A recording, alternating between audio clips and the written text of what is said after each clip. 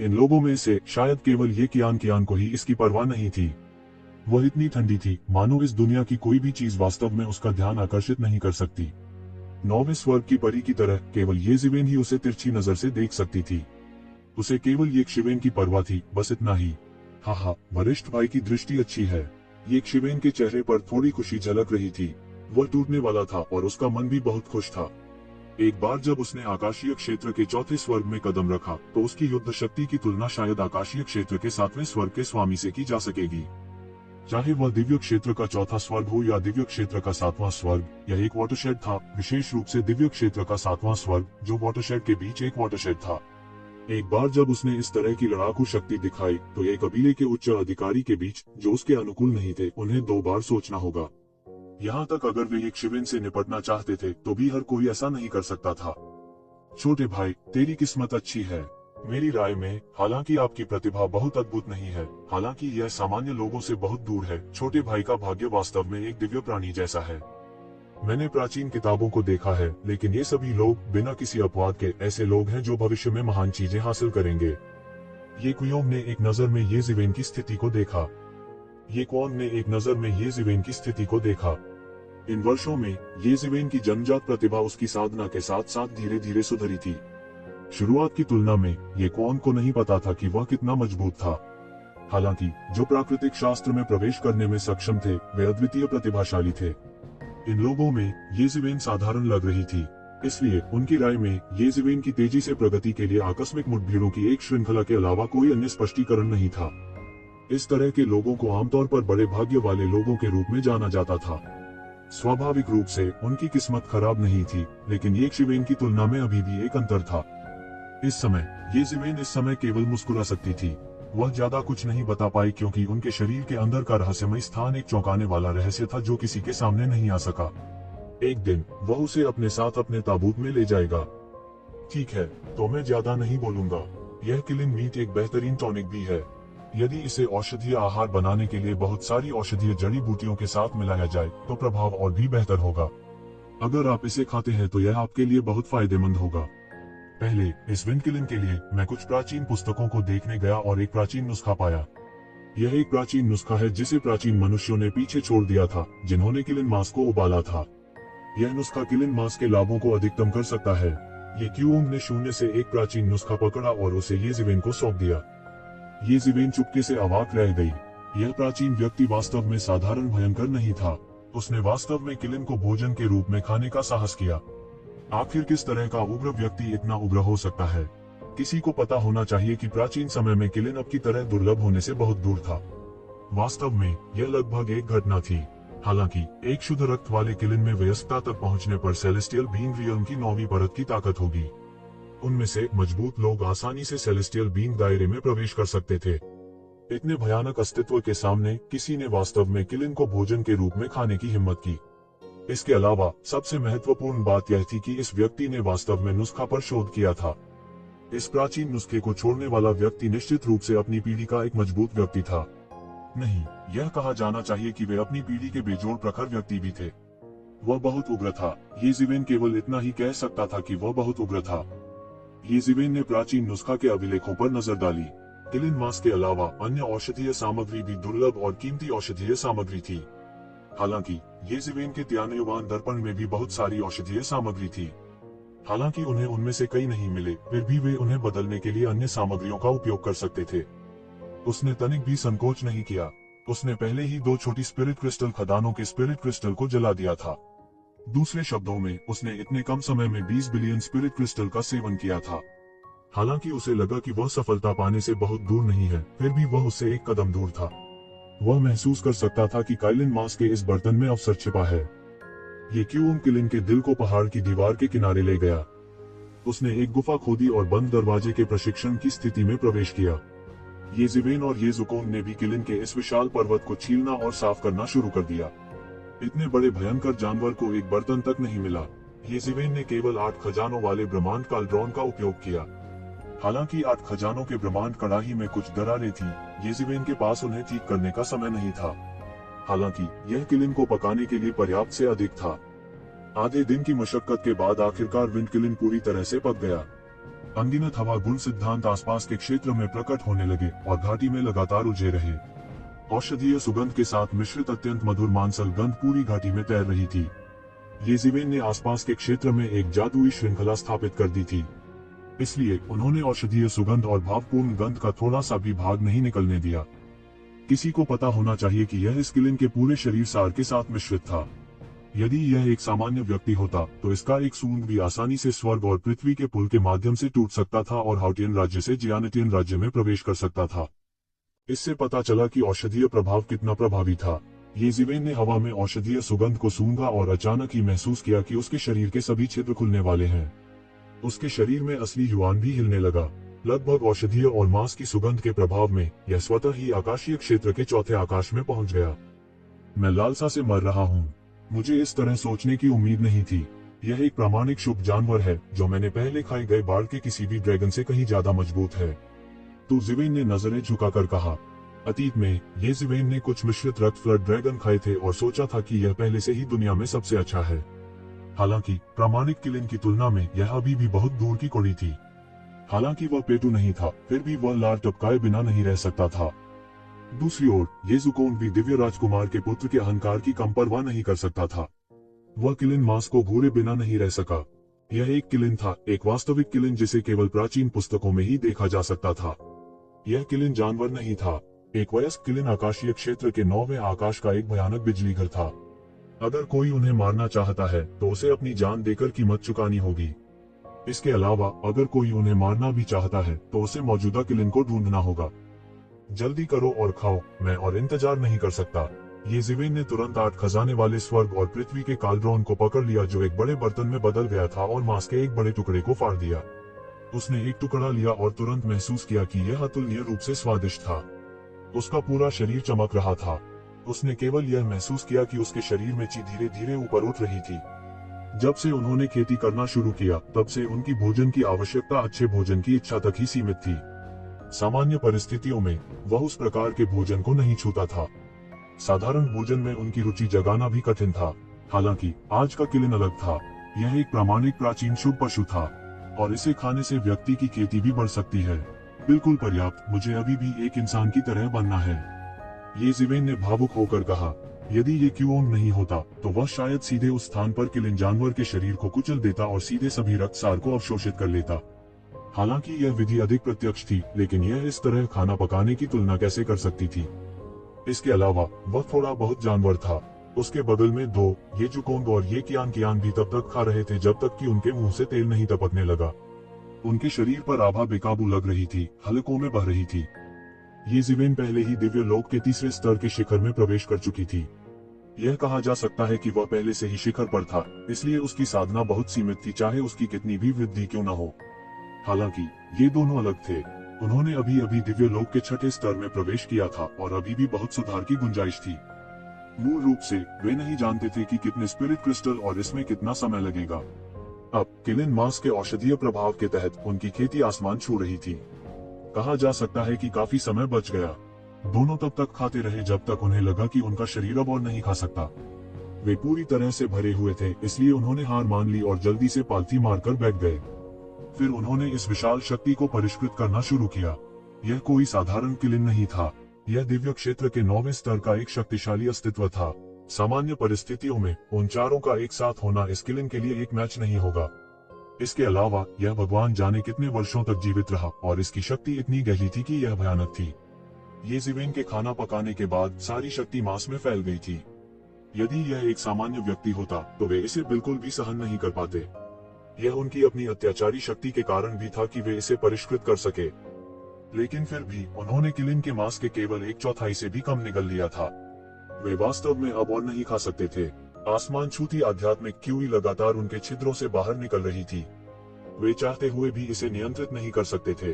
अब ऐसा लगा कि वे बादलों को निगल रहे हैं और धुआं उगल रहे हैं। जब यह शक्ति पूरी तरह से परिष्कृत हो जाएगी तो वे शायद दिव्य लोक के 6ठे स्तर के शिखर में प्रवेश करने में सक्षम होंगे। यहाँ तक उनके लिए आकाशीय क्षेत्र के 7वें स्तर पर एक ही बार में पहुंचने की आशा भी थी। दूसरी तरफ येज़ेबेल ने किलिन के शरीर के दूसरे हिस्से को निगल लिया था। उसने येज़ुकोंग और ये कियान के दोनों हिस्से खा लिए थे। कोई सोच सकता है कि वह इस समय किस तरह की स्थिति में था। उसे लगा जैसे उसका शरीर शक्ति से फट रहा हो, उसके शरीर की हर कोशिका को तोड़ रहा हो। यह ऐसा था जैसे उसका पूरा शरीर फटने और फिर भागने वाला हो। यहाँ तक उनके अत्याचारी शरीर से भी लगातार खून बह रहा था। उसकी रक्त वाहिकाएं दबकर फट गई थी और रक्त भी औषधीय सुगंध से भरा हुआ था। वह पालथी मारकर बैठ गया और खेती करने के लिए अपनी आंखें बंद कर ली। वह पहले ही दिव्य लोक के तीसरे स्तर के शिखर में प्रवेश कर चुका था। उसने 2 छोटी स्पिरिट क्रिस्टल विंस और 20 बिलियन स्पिरिट क्रिस्टल भी निगल लिए थे। यह कहा जा सकता है कि उनका संचय अतुलनीय रूप से गहरा था। वह बस एक कदम दूर था और यह किलिन का औषधीय व्यंजन एक ऐसा अवसर था। बूम बूम बूम, येज़िवेन का पूरा शरीर भी लगातार एक जोरदार धमाके के साथ फट रहा था। हर बार जोर का धमाका होता था, ऐसा लगता था मानो दायरे की बाधा पर दरार आ गई हो। एक अज्ञात समय के बाद येज़िवेन ने आखिरकार एक भयानक आभा को बाहर करना बंद कर दिया। ऐसा इसलिए नहीं था क्योंकि वह रुक गया था, बल्कि इसलिए कि वह टूट गया था। आकाशीय क्षेत्र का चौथा स्तर। उसने अंततः दिव्य लोक के चौथे स्तर में प्रवेश कर लिया था। तो तुम यहाँ छिपे हुए थे। मुझे तुम्हें खोजने में बहुत समय लगा। येज़िवेन ने अभी अभी एक सफलता हासिल की थी। उसके पास सुखद आश्चर्य करने का समय भी नहीं था। अचानक शून्य से एक बर्फीली आवाज आई। सर्दी जैसी ठंड थी। अचानक येज़िवेन चौंक कर उठी। तो तुम यहाँ छिपे हुए थे। तुम्हें ढूंढने में मुझे बहुत समय लगा। ये कौन? येज़िवेन ने अपने पूरे शरीर में रोंगटे खड़े महसूस किए। उन्हें उम्मीद नहीं थी कि ये कौन वास्तव में यहाँ दिखाई देंगे। अचानक न केवल येज़िवेन बल्कि ये ज़ुकोंग, ये कियान और ये क्यूओंग भी तुरंत सतर्क हो गए। हालांकि वे सभी किलिन मांस या किलिन हृदय को परिष्कृत करने के लिए बंद कमरे में प्रशिक्षण ले रहे थे। यदि वे इस समय स्वयं को बाहर आने के लिए विवश करते हैं, तो यह उनके पिछले सभी प्रयासों को व्यर्थ करने के समान होगा। पहले येज़िवेन की तरह बंद दरवाजे के प्रशिक्षण से जबरन बाहर आने का परिणाम यह था कि मूल रूप से वह तोड़ने से थोड़ा ही दूर था, लेकिन अंत में यह उनके पिछले सभी प्रयासों को बर्बाद करने के समान था। यदि तुम वह नहीं लेते जो स्वर्ग तुम्हें देता है, तो तुम कष्ट भोगोगे। पहले हटो मत, मुझे बाहर जाकर उससे मिलने दो, येज़िवेन ने तुरंत कहा। जैसे ही वह आगे बढ़ा, अचानक कर्कश आवाजें सुनाई दी, मानो उसके पूरे शरीर का अचानक पुनर्जन्म हो गया हो। सिर से पांव तक उसका पूरा शरीर कीमती दवा की खुशबू से महक रहा था, किलिन मांस की गंध के साथ मिश्रित। येज़िवेन ने औषधीय व्यंजनों के बचे हुए आधे बर्तन को तुरंत पकड़ लिया और सीधे तियानेवान मिरर में ले गई। फिर उसने धीरे धीरे व्यूह रचना खोली और घाटी से बाहर उड़ गया। शून्य में उन्होंने आकाश को सहारा देने वाले स्तंभ के समान शून्य में एक आकृति खड़ी देखी। उसकी आंखें बर्फ की तरह ठंडी थी, उस घाटी को देख रही थी जहां येज़िवेन और अन्य लोग थे। येज़िवेन को बाहर आते देख उसके चेहरे पर कुछ आश्चर्य के भाव दिखाई दिए। ऐसा लग रहा था कि वो येज़िवेन में भारी बदलावों को भी महसूस कर सकता है। वास्तव में एक अंधा व्यक्ति भी येज़िवेन में भारी परिवर्तन देख सकता था। येज़िवेन, जो अभी अभी टूटा था, उसके पास अपने दायरे को मजबूत करने का समय नहीं था। सिर से पांव तक उसका पूरा शरीर किलिन मांस और कीमती दवा की सुगंध के साथ मिश्रित होकर अभी अभी टूटने की अस्थिर आभा का उत्सर्जन कर रहा था। एक पल के लिए यह एक शुभ शगुन की तरह था। धुंध के साथ उड़ते हुए उसका पूरा व्यक्तित्व वास्तव में अमर के दायरे में एक व्यक्ति की तरह लग रहा था। क्या तुमने वह किलिन पहले ही खा ली है? ये कहते ही ये खून का रंग अचानक बदल गया। इस परिणाम के बारे में सोचते हुए उसकी आंखों में एक तेज रोशनी कौंधी और येज़िवेन की ओर चली। उसके लिए विंड क्विलिन लगभग बैग में था। हालांकि उसने पहले ही रास्ते में इस परिणाम के बारे में सोच लिया था, लेकिन जब उसने वास्तव में इसे देखा, तब भी वह क्रोधित हुए बिना नहीं रह सका। प्राकृतिक संसाधनों को बेतहाशा बर्बाद करते हुए किलिन मांस को दुनिया का सबसे महंगा और सबसे दुर्लभ घटक कहा जा सकता है। जैसा कि कहा जाता है, स्वर्ग में अजगर का मांस होता है और पृथ्वी के पास गधे का मांस होता है। हालांकि किलिन ड्रैगन नहीं था, लेकिन यह बहुत अलग नहीं था। इसे करने के लिए यह सोचकर उसके हृदय में एक अकथनीय आग का उदय हुआ। यह सोचकर उसके दिल में एक अकथनीय आग, अभी भी कुछ बचा हुआ होना चाहिए, है ना? कम से कम आपके लिए कुछ बचा है। येज़िवेन ने ये खून को देखते हुए उपहास किया और कहा, साथ ही वह अपने खेती के स्तर को स्थिर करने और कुछ समय के लिए रुकने की कोशिश करने के लिए लगातार शेष औषधीय प्रभाव को परिष्कृत कर रहा था। ये जिटो को समेकन करने के लिए ये खून को टू और टू था। हाँ, और येज़िवेन, जिसने अभी अभी आकाशीय क्षेत्र के चौथे आकाश में प्रवेश किया था, के पास अपनी साधना को स्थिर करने का समय नहीं था। भले ही उसने आकाशीय क्षेत्र के चौथे आकाश में प्रवेश किया हो, फिर भी उसके पास ये खून से लड़ने का आत्मविश्वास नहीं था। हाँ, भले ही वह पहले से ही दिव्य क्षेत्र के चौथे आकाश में प्रवेश कर चुका हो, उसकी युद्ध शक्ति दिव्य क्षेत्र के सातवें आकाश से कम नहीं थी। लेकिन फिर भी जब ये खून का सामना करना पड़ा, जो पहले से ही आकाशीय दायरे के सातवें आसमान के शिखर में प्रवेश कर चुका था, तब भी उसके पास ज्यादा आत्मविश्वास नहीं था। लेकिन अंतर यह था कि पहले ये जीवेन को खुद को बचाने का इतना भरोसा नहीं था, लेकिन अब यह खुद को बचाने के लिए काफी था। ये खून का सामना करते समय यह उनके आत्मविश्वास का मौलिक आधार भी था। मुझे लगता है कि तुम मौत को दावत दे रहे हो। ये खून की अभिव्यक्ति बदसूरत थी, जैसे कि वह ये जीवेन से नाराज हो गया हो। क्या तुम सच में सोचते हो कि मैं तुम्हें नहीं मारूंगा? इस तथ्य से मूर्ख मत बनो कि तुम्हारे परिवार में बहुत से लोग तुम्हारी रक्षा कर रहे हैं और तुम पर नजर रख रहे हैं। मेरी नजरों में तुम कुछ भी नहीं, तुम जैसे लोग घास फूस की तरह होते हैं। यदि आप एक बैच को काट देते हैं तो दूसरा बैच बढ़ जाएगा। तुम कुछ भी नहीं हो। उद्धरण चिन्ह, हम मातम हैं, क्या तुम एक जैसे नहीं हो? जब तुम हमें मातम समझकर उपहास करते हो, क्या तुमने कभी सोचा है कि तुम अपने आप से बेहतर नहीं हो? ये जीवेन ने ठंडेपन से कहा, तुम एक प्रतिभाशाली हो। आप मेरे साथ तुलना कैसे कर सकते हैं? मैं भाग्य का पुत्र हूँ और अभी या बाद में मैं ये परिवार पर शासन करूंगा। केवल मेरे नेतृत्व में ये परिवार वैभव और समृद्धि के मार्ग पर चल सकता है, और अब की तरह नहीं जहाँ वान परिवार भी हमें धमकाने की हिम्मत करता है। ये खून ने उदासीनता से कहा, उनका लहजा अतुलनीय रूप से आश्वस्त था। उस तरह के आत्मविश्वास ने उसे ये जीवेन और अन्य लोगों की ओर देखा जैसे कि वह चींटियों को देख रहा हो। और ये परिवार ऐसा इसलिए बन गया है क्योंकि आप जैसे बहुत सारे लोग हैं। इस परिवार को केवल एक आवाज की जरूरत है, और यह आवाज भविष्य में मेरी होगी। मेरे नेतृत्व में ही ये परिवार फिर से उठ सकता है। न केवल आप ये परिवार की मदद नहीं कर सकते, बल्कि आप कदम बढ़ाने वाले पत्थर भी हैं। न केवल आप ये परिवार की मदद नहीं कर सकते, बल्कि आप परिवार के बचे हुए भाग्य को भी विभाजित करना चाहते हैं। यह बिल्कुल मौत के लायक अपराध है। मौत के लायक अपराध। ये जीवेन हंसा, लेकिन वह बिल्कुल भी नाराज नहीं था। उनकी राय में ये खून बस पागल था। ये खून हर किसी को एक बाधा के रूप में मानते थे, और यहाँ तक कि परिवार को एक व्यक्ति की सेना में बदलना चाहते थे। यह आइडिया अपने आप में बेहद खतरनाक था। हालांकि एक बुद्धिमान नेता किसी संगठन को उसके शिखर तक पहुंचा सकता है, लेकिन वह किसी संगठन को पूरी तरह से नष्ट भी कर सकता है। ये परिवार में एक भी शब्द चाहना बहुत खतरनाक था।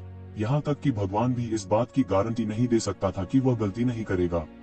यह अपने आप में एक असंभव बात थी। ये क्लान की वर्तमान प्रणाली ने शक्ति संतुलन सुनिश्चित किया। हालांकि यह सबसे अच्छी प्रणाली नहीं थी, यह सबसे खराब भी नहीं थी। इस माहौल में जहां प्रतिस्पर्धा और सहयोग था, ये क्लान की प्रतिस्पर्धात्मकता की गारंटी दी जा सकती थी। यह सबसे अच्छी प्रणाली थी जो अनगिनत वर्षों के संघर्ष के बाद विकसित हुई थी। ये खून वास्तव में इस व्यवस्था को उखाड़ फेंकना चाहते थे, जब तक उसकी ताकत भयावह स्तर तक नहीं पहुंच जाती, अन्यथा यह असंभव होता। बस इसके बारे में सोचना पहले से ही बहुत खतरनाक था। ये खून वास्तव में उनके नाम के योग्य थे। मैं अब तुम्हारे साथ बकवास नहीं करना चाहता। ये क्यों नीचे है ना? ये खून ने ये जीवेन की ओर देखा और शांति से कहा। यह ऐसा था जैसे वह व्यक्ति जिसने अभी क्षण भर पहले उन अहंकारी शब्दों को कहा था, वह नहीं था। मुझे पता है कि आप अपने दायरे को मजबूत करने के लिए इस अवसर का लाभ उठाना चाहते थे, जिसके बारे में बोलते हुए मैंने आपको कम आंका। मुझे उम्मीद नहीं थी कि आप इतने कम समय में इतनी प्रगति करेंगे, लेकिन यह बेकार है। सामने में तुम मेरे लिए कोई मैच नहीं हो। भले ही तुम अपने दायरे को मजबूत कर लो, फिर भी तुम मेरे लिए कोई मुकाबला नहीं हो। आपकी सबसे बड़ी समस्या आपकी उम्र है। अगर मैं आपको कुछ और साल देता हूं, तो आप एक मजबूत प्रतिद्वंद्वी बन सकते हैं, लेकिन आपके पास यह मौका नहीं होगा। मैंने आपको पहले मौका दिया था। अगर तुम आज्ञाकारी ढंग से किलिन के दिल को सौंप दोगे और मुझे ये क्यों के भाग्य को काटने दो, तो मैं तुम्हें जीवित रहने दूंगा। लेकिन किसने सोचा होगा कि आप इतने कृतघ्न होंगे? आगे जो होगा उसके लिए मुझे दोष मत दो। ये खून ने अपनी आंखें सिकोड़ ली और कहा, तो हमें आपको धन्यवाद देना है। ये शीवेन को समझ नहीं आ रहा था कि हंसूं या रोऊं। यह कैसा तर्क था? वह उन्हें किलिन के दिल से लूटना चाहता था, लेकिन अब वह चाहता था कि वे उसका शुक्रिया अदा करें। ऐसी तार्किक सोच कोई अहंकारी व्यक्ति ही सोच सकता है। बकवास बांधकर, यदि आप किलिन का दिल चाहते हैं, तो देखते हैं कि आप पहले मुझे पार कर सकते हैं या नहीं। ये जीवेन ने ठंडे स्वर में कहा। उसकी आभा धीरे धीरे स्थिर हो गई थी। उसने उस समय का फायदा उठाया था जब वो ये खून से बात कर रहा था। उसके पास था पहले ही अपने दायरे को 70 से 80% तक समेकित कर लिया है। ये खून ने बेबसी से देखा जब ये जीवेन ने अपने साधना स्तर को थोड़ा थोड़ा करके समेकित किया। अनिवार्य रूप से उसकी आंखों में एक भयानक रूप चमक उठा, लेकिन यह केवल थोड़ा सा आश्चर्य था और इससे अधिक कुछ नहीं। उसने अभी भी ये जीवेन को अपनी आंखों में नहीं डाला था, लेकिन अपने गर्व के साथ वह कुछ ऐसा नहीं करता था जिसे वह आवश्यक नहीं समझता था। ये क्यों अभी तक प्रकट नहीं हुआ है? ऐसा लगता है कि उसने अभी तक किलिन के दिल को परिष्कृत नहीं किया है। अगर ऐसा है, तो मेरे पास अभी भी एक मौका है। यदि आप अभी अलग हो जाते हैं, तो आपके पास अभी भी जीने का मौका है। ये खून ने कहा। नहीं तो अगले साल यही दिन तुम्हारी मौत का दिन होगा। ये कून के शब्द ये जिवेन के कानों में पड़े। उसे नहीं पता था कि वो एक शिवेन के पास कब आया। उसकी गति इतनी तेज थी कि ऐसा लगता था जैसे उसने शून्य में प्रवेश कर लिया हो। हालांकि उन्होंने जरा सी भी हरकत नहीं की। उसका पूरा शरीर भूत की तरह था और वो तुरंत एक शिवेन के बगल में आ गया। उसके हाथ में पहले से ही एक लंबी तलवार थी और उसे अनजाने में एक शिवेन की गर्दन पर रख दिया गया था। तो जिवेन शिष्य अचानक अनुबंध करते हैं। इतनी तेजी, ठंडा पसीना अचानक गिर गया। ऐसा नहीं था कि ये कून की चपलता उसके शैतान के पंखों से तेज थी, लेकिन यह मत भूलो कि वह केवल आकाशीय दायरे के चौथे स्तर के शिखर पर था और ये कून पहले से ही 7वें स्तर के शिखर पर था। आकाशीय क्षेत्र, दोनों के बीच 3 स्तरों का अंतर था और उसे उम्मीद नहीं थी कि ये कून की गति इतनी तेज होगी। मुझे पता है कि आपकी गति बहुत तेज है, लेकिन मेरी गति और भी तेज है। मेरी चपलता दानव दुनिया में एक प्रकार की दानव तितली के आधार पर दानव दमन शहर के पूर्वजों द्वारा बनाई गई थी। इसे दानव तितली परिवर्तन कहा जाता है और मैंने पहले ही 8वें परिवर्तन का अभ्यास कर लिया है। आपकी गति के लिए मेरी गति को पकड़ना असंभव है, ये कून ने कहा, लेकिन उसके हाथ की गति बिल्कुल भी धीमी नहीं थी। उसकी लंबी तलवार अचानक एक शक्तिशाली जैन युवान के साथ फट गई और एक शिवेन की गर्दन पर जा लगी। शुआ, ये जिवेन की आकृति ये कून के हाथ से गायब हो गई। जब वह फिर से प्रकट हुआ तो वह पहले से ही ये कून के पीछे था। वह करीब था। अगर यह पहले होता तो मैं आपके दानव तितली परिवर्तन को चकमा नहीं दे पाता। लेकिन अब मुझे नीचे मत देखो। इस चीख के साथ ये कून को अचानक एक भयानक शक्ति अपने पीछे उलझती और उबलती हुई महसूस हुई। सफलता मिलने से पहले की तुलना में ये जिवेन में एक जबरदस्त बदलाव आया था। जमीन में एक बड़ी दरार पैदा करते हुए विशाल ऊर्जा नीचे गिर गई। यह इतना गहरा था कि नीचे दिखाई नहीं दे रहा था। यह सफल नहीं हुआ। जब उसका हमला सफल नहीं हुआ तो ये जिवेन को कोई हिचकिचाहट नहीं हुई। वह तुरंत दूर कूद गया, लेकिन जिस स्थान पर वह एक पल पहले खड़ा था वह पहले से ही एक बड़े हाथ से घुसा हुआ था और तुरंत रह गया। शून्य में दोनों ने धीरे धीरे अपने आंकड़े प्रकट किए। दोनों के चेहरे पर गरिमा में भाव था। अभी अभी संक्षिप्त आदान प्रदान से दोनों को यह आभास हो गया कि दूसरे की गति साधारण नहीं है। केवल गति के भरोसे जीतना आसान नहीं होगा। उन दोनों के लिए यह एक कठिन विकल्प था। अगर वे किसी सामान्य जगह पर लड़ रहे होते तो एक शिवेन आसानी से निकल सकती थी। भले ही ये कून की ताकत उससे अधिक मजबूत थी, लेकिन ये जिवेन के लिए, जो आकाशीय क्षेत्र के चौथे आकाश में प्रवेश कर चुके थे, ये कून का खतरा कम से कम हो गया था। लेकिन क्योंकि ये क्योंग, ये कियान और ये जुकोंग उसके पीछे थे, वह केवल इसका सामना करने का विकल्प चुन सकता था। ये कून के लिए उसे ये करने की जरूरत थी कि ये क्योंग को किलिन के दिल को परिष्कृत करने से रोका जाए। ये जिवेन के विपरीत, ये क्योंग सैकड़ों वर्षों से उसके साथ प्रतिस्पर्धा कर रहा था। वे एक दूसरे को बहुत अच्छे से जानते थे। ये क्योंग की नींव बहुत गहरी थी। एक बार जब उसे आकाशीय क्षेत्र के 7वें आसमान में प्रवेश करने का अवसर मिला तो वह जल्द ही एक कून की खेती को पकड़ लेगा। एक स्तर के अंतर को नीचे मत देखो। वास्तव में उन दोनों के लिए यह केवल आधा कदम का अंतर था। यही कारण था कि वह ये क्योंग की किस्मत को काट देना चाहता था और उसे किलिन के दिल को शुद्ध करने से रोकना चाहता था। शायद ये क्योंग के पास भविष्य में आकाशीय क्षेत्र के 7वें आसमान में प्रवेश करने का एक रास्ता होगा, लेकिन कट ऑफ किस्मत एक अंतर पैदा करेगी और अंततः ढह जाएगी। यदि तुम वह नहीं लेते जो स्वर्ग ने तुम्हें दिया है, तो अंत में तुम अव्यवस्था से पीड़ित हो जाओगे। एक बार जब आप कुछ अवसर खो देते हैं तो आप उन्हें दोबारा नहीं पाएंगे। इसलिए वह ये क्योंग को किलिन के दिल को परिष्कृत करने की अनुमति बिल्कुल नहीं दे सकता था। इस बार वह ये क्योंग की योजना को पहले से जानता था ताकि वह एक लक्षित जाल स्थापित कर सके। हालांकि ये जिवेन ने अंत में उसकी योजना को विफल कर दिया था। अगली बार ये क्योंग निश्चित रूप से अधिक सावधान रहेगा और आसानी से उसे अपनी योजना के बारे में नहीं बताएगा। उस समय उसकी किस्मत को बर्बाद करना और भी मुश्किल होगा। उसकी तरह ही यदि ये जिवेन को गलती से पता नहीं चला होता कि उसने परमेश्वर के पाप को प्राप्त कर लिया है, तो वह अब तक दिव्य क्षेत्र के 8वें स्तर पर कदम रख चुका होता। उस समय वह वास्तव में अजेय होगा।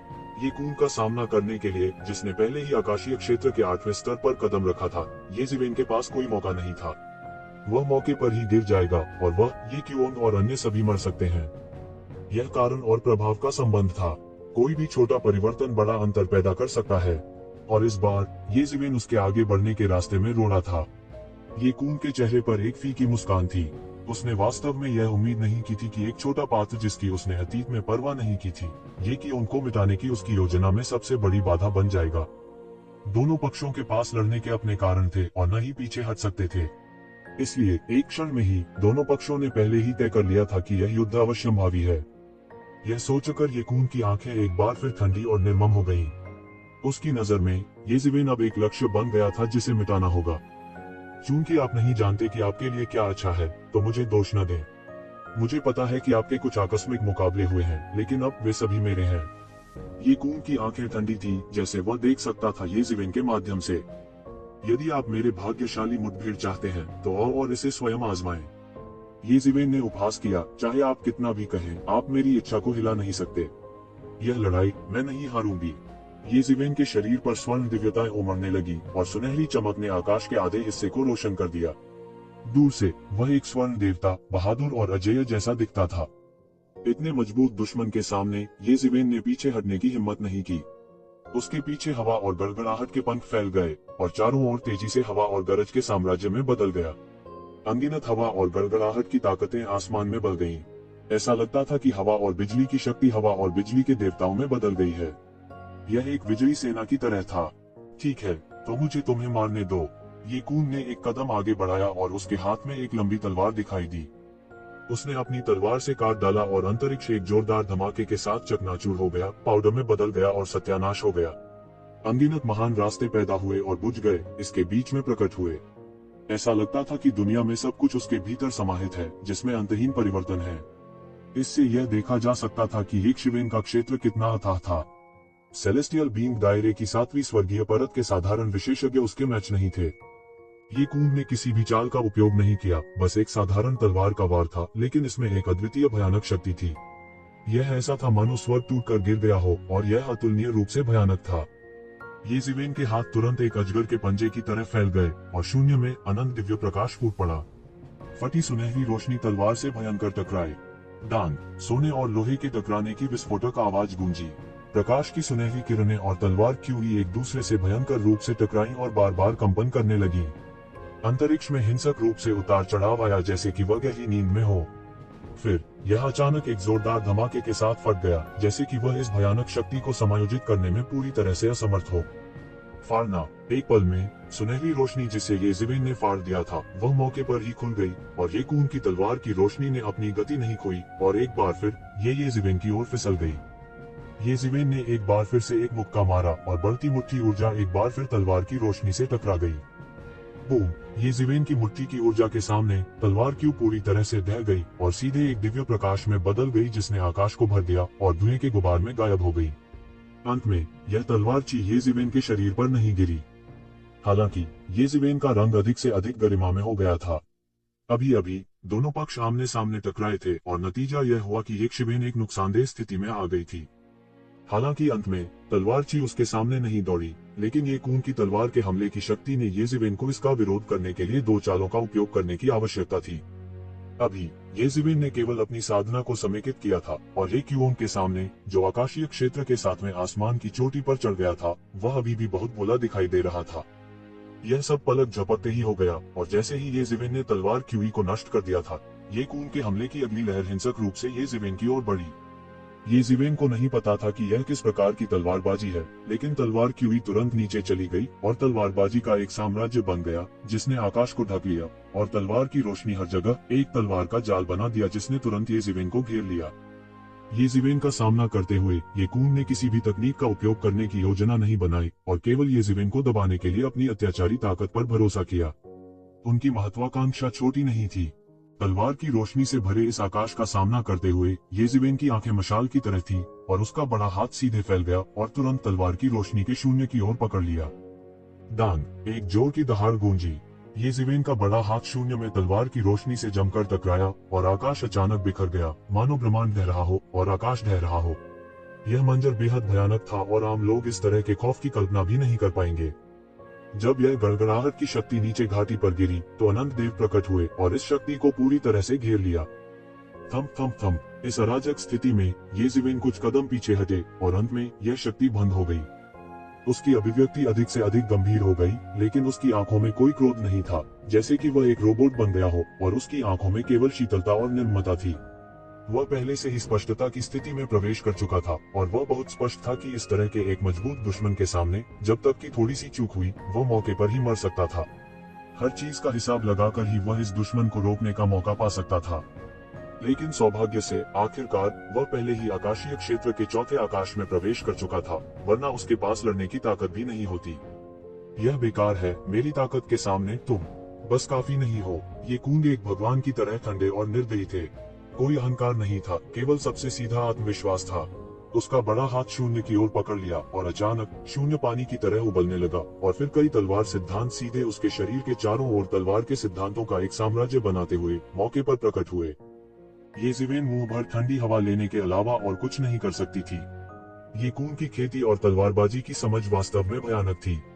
इसके अलावा सबसे महत्वपूर्ण बात यह थी कि ये कून तलवार की खेती करने वाले नहीं थे। भले ही वह तलवार चलाने वाला नहीं था, फिर भी वह तलवारबाजी को इतनी हद तक समझने में सक्षम था। उसने केवल तलवार की तकनीक का उपयोग करना छोड़ दिया और सीधे तलवार के रास्ते के नियमों को प्रकट किया। कानून शून्य में प्रकट हुए और वे असामान्य रूप से गूढ़ और गहन थे। दृश्य अत्यंत भयानक लग रहा था। मैं देखना चाहता हूं कि आप मेरे डोमेन में किस हद तक सामना कर सकते हैं। ये कून ने ठंड से सूंघ लिया और उसके बड़े हाथ ने सीधे तलवार के सिद्धांत को पकड़ लिया, इसे एक तेज तलवार में बदल दिया जो बिजली की तरह आसमान से टूट गई और तुरंत उसे बाहर फेंक दिया। स्विश! तेज भेदी ध्वनि के साथ तलवार सिद्धांतों द्वारा बनाई गई यह तेज तलवार तुरंत आकाश में छेद कर गई, विशाल आकाश को भयंकर रूप से तोड़ते हुए, और ये ज़िवेन के चेहरे की ओर बढ़ गई। यह तेज और अत्यावश्यक था, बिजली की तरह तेज। एक पल में यह पहले से ही शून्य से टूट गया था और सीधे कट गया। ये ज़िवेन ने अपनी आंखें टेढ़ी कर ली और अचानक उन्हें खोल दिया। उसके शरीर में एक हिंसक शक्ति व्याप्त हो रही थी। उसने अपने हाथ उसके सामने फैला दिए और एक अटूट जैन युवान ने उसके सामने एक विशाल क्यूई दीवार बना दी। यह एक जोर की गड़गड़ाहट के साथ उठा और उसमें उसकी रक्षा की। उसी समय उसके चारों ओर हवा और गरज की शक्ति हवा और गरज के देवताओं में बदल गई। विजयी सेना तलवार की ओर बढ़ी। बूम! तलवार ताओ के कानून से परिवर्तित इस तेज तलवार ने सीधे आकाश में एक विशाल अंतर को फाड़ते हुए सीधे आकाश में विजयी सेना को गिरा दिया। यह अद्वितीय शक्ति के साथ नष्ट हो गया और ये ज़िवेन द्वारा स्थापित की गई क्यूई दीवार में जमकर पटक दिया। बूम! एक धमाके के साथ क्यूई दीवार जिसे ये ज़िवेन ने फैलाया था तुरंत पराजित हो गई। यह बिल्कुल भी मैच नहीं था और केवल ब्लॉक करने में एक क्षणिक भूमिका निभा सकता था। तोड़ना! ये ज़िवेन चिल्लाया और एक मुक्का मारा। भयानक मुट्ठी ऊर्जा तुरंत बढ़ी और ऊर्जा की एक विशाल धार बह गई। बूम! ये ज़िवेन की मुक्के और तलवार की रोशनी आपस में जमकर टकराए। धातु के टकराने की आवाज जैसा भयानक विस्फोट गूंज उठा। अनंत ऊर्जा तरंगे फूट पड़ी और अनंत शून्य मौके पर बिखर गया। कई सिद्धांत प्रकट हुए और मौके पर बिना किसी निशान के गायब हो गए। एक तरह से दोनों के बीच की लड़ाई पहले से ही दोनों पक्षों के कानूनों की लड़ाई थी। कहा जा सकता है कि दोनों पक्षों के दायरे एक अकल्पनीय दायरे में पहुंच गए हैं। Drip drip! ये ज़िवेन की सुनहरी त्वचा से खून की बूंदें टपक रही थी। उनकी मुट्ठी को खूनी गड़बड़ कहा जा सकता है। इस अद्भुत तलवार के प्रकाश से कट गया। यह सत्ता से नहीं बल्कि तलवार के सिद्धांत से काटा गया था। यहाँ तक ये ज़िवेन का अत्याचारी शरीर भी घायल होने के भाग्य से नहीं बच सका। ऐसा इसलिए था क्योंकि वह एक अत्याचारी शरीर था। यदि यह एक सामान्य व्यक्ति होता तो तलवार की वह रोशनी उसे पूरी तरह से घायल कर सकती थी। ये ज़िवेन के लिए यह एक अभूतपूर्व शक्तिशाली गुरु था, एक शक्तिशाली प्रतिद्वंद्वी जो उसके जीवन को खतरे में डालने के लिए पर्याप्त था, लेकिन वह पीछे नहीं हट सकता था। उसके शरीर में एक फीनिक्स की धीमी आवाज थी और क्यूई की एक धारा उसकी मुट्ठी पर घाव की मरम्मत कर रही थी। ये खून की अभिव्यक्ति ठंडी और निर्मम थी। उसने तलवार के दूसरे सिद्धांत को पकड़ लिया और उसे एक तेज तलवार में बदल दिया। उसने एक कदम आगे बढ़ाया और ये ज़िवेन के सामने पटक दिया। उसके हाथों में एक साधारण चाल थी, लेकिन उसमें एक महान शक्ति थी जो दुनिया को नष्ट कर सकती थी। यह एक तलवार का प्रहार था जो प्रकृति के काम को उत्कृष्ट बनाता था। इसमें तलवार की तकनीक का लेशमात्र भी निशान नहीं था और यह चालों के परिवर्तनों का पालन नहीं करता था। यह असीम शक्ति के साथ दुर्घटनाग्रस्त हो गया। हालांकि ये ज़िवेन के रंग में कोई बदलाव नहीं आया। उसके हाथ में एक बड़ी तलवार दिखाई दी और उसके शरीर से एक शक्तिशाली जैन युआन निकली। एक सामान्य व्यक्ति की तुलना में उसका जैन युआन कई गुना अधिक शक्तिशाली था, इसलिए वह किसी भी तरह के उपभोग से नहीं डरता था। बूम! एक भयानक विस्फोट की आवाज सुनाई दी और एक विशाल तलवारची बह गई। ये खून की तलवारची अधिक से अधिक भयानक होती जा रही थी, मानो वह सब कुछ काट देने वाली थी। ये ज़िवेन के हाथ की चोट और भी गंभीर हो गई थी। इस टक्कर में उन्हें उड़कर मौके पर ही भेज दिया गया। ये खून के चौतरफा हमले के सामने खेती के स्तर के मामले में ये ज़िवेन घाटे में थी। अगर वह स्वर्ग के दायरे के 7वें आसमान पर होता, भले ही उसने स्वर्ग के दायरे के 7वें आसमान में कदम रखा होता, तो स्थिति पूरी तरह से अलग होती। कभी कभी वह अपने युद्ध कौशल के साथ क्षेत्र में असमानता के लिए तैयार हो सकता था, लेकिन कभी कभी यह उसे एक घातक नुकसान पहुंचाता था। टकराना, टकराना, टकराना! ये ज़िवेन को लगातार उड़ते हुए भेजा गया था और एक पल में वे पहले ही हजारों वार कर चुके थे। दोनों पक्षों के बीच आदान प्रदान का उतार चढ़ाव अधिक से अधिक तीव्र होता जा रहा था। जैसे जैसे आदान प्रदान जारी रहा, येज़ेवेन के शरीर पर अधिक से अधिक घाव दिखाई देने लगे। भले ही उसके पास सोने का पानी चढ़ा हुआ अत्याचारी रूप हो, लेकिन तलवार दाव कानूनों के सामने, जो तेज तलवारों में तब्दील हो गए थे, फिर भी वह हमला किए जाने से नहीं बच सका। उसके शरीर पर देवताओं को काट दिया गया था और तलवार दाव कानून उसके शरीर पर कहर बरपा रहे थे। यहाँ तक कि देवता भी उसके घावों को नहीं ढक सकते थे और हवा के संपर्क में आने पर उसका मांस उजागर हो गया था। येज़ेवेन की शर्मनाक स्थिति की तुलना में ये खून बहुत बेहतर स्थिति में था, लेकिन वो बहुत बेहतर नहीं था। अंत में उसकी आंखों में उतार चढ़ाव का निशान था। येज़ेवेन एक पागल आदमी की तरह था जिसे अपनी जान की परवाह नहीं थी। अपने अत्याचारी शरीर तकनीक और फीनिक्स पुनर्जनन तकनीक पर भरोसा करते हुए येज़ेवेन ने अपने अधिकांश बचाव को लगभग छोड़ दिया और आक्रामक हो गए। वह येकून के शरीर पर कुछ घाव छोड़ने में सफल रहा। हालांकि वे घातक चोटें नहीं थी, यह उसके लिए एक वेकअप कॉल थी। येज़ेवेन अब ऐसी चीटी नहीं थी जिसके पास वापस लड़ने की शक्ति नहीं थी। येकून के लिए येज़ेवेन का पलटवार कुछ ऐसा था जिस पर उसे ध्यान देना था। यहाँ तक एक खरगोश भी जब चिंतित होता है तो काटता है, ये येकसीवेन की तो बात ही छोड़ो। काहे? हालांकि जितना अधिक यह ऐसा था, उतना ही अधिक येकून येज़ेवेन को मारना चाहता था। अब न केवल येकून को खत्म करने के लिए, बल्कि इसलिए भी क्योंकि येज़ेवेन उसका निशाना बन गई थी। उसके शरीर में शक्ति बढ़ने लगी और तलवार दाव कानून उसके शरीर के चारों ओर उसके हाथ में घनीभूत हो गई, एक विशाल प्रकाश तलवार में बदल गई। जितना मैंने सोचा था उससे निपटने के लिए आप अधिक कठिन हैं और अधिक शक्तिशाली हैं, लेकिन यह बेकार है। मेरे लिए मैं अकेला ही काफी हूँ, मुझे दूसरे की जरूरत नहीं है। येकून ने येज़ेवेन की ओर ठंडी दृष्टि से देखा और कहा। उसके शरीर से एक शक्तिशाली ची निकली और अचानक आकाश में एक विशाल शहर दिखाई दिया। इस विशाल शहर ने स्पष्ट रूप से ज़ैन शब्द का निर्माण किया। यह प्राचीन शब्द ऐसे बह गया मानो सब कुछ दबा देना चाहता हो। तुकून में एक छद्मदाव चरित्र भी था और यह शब्द जैन था।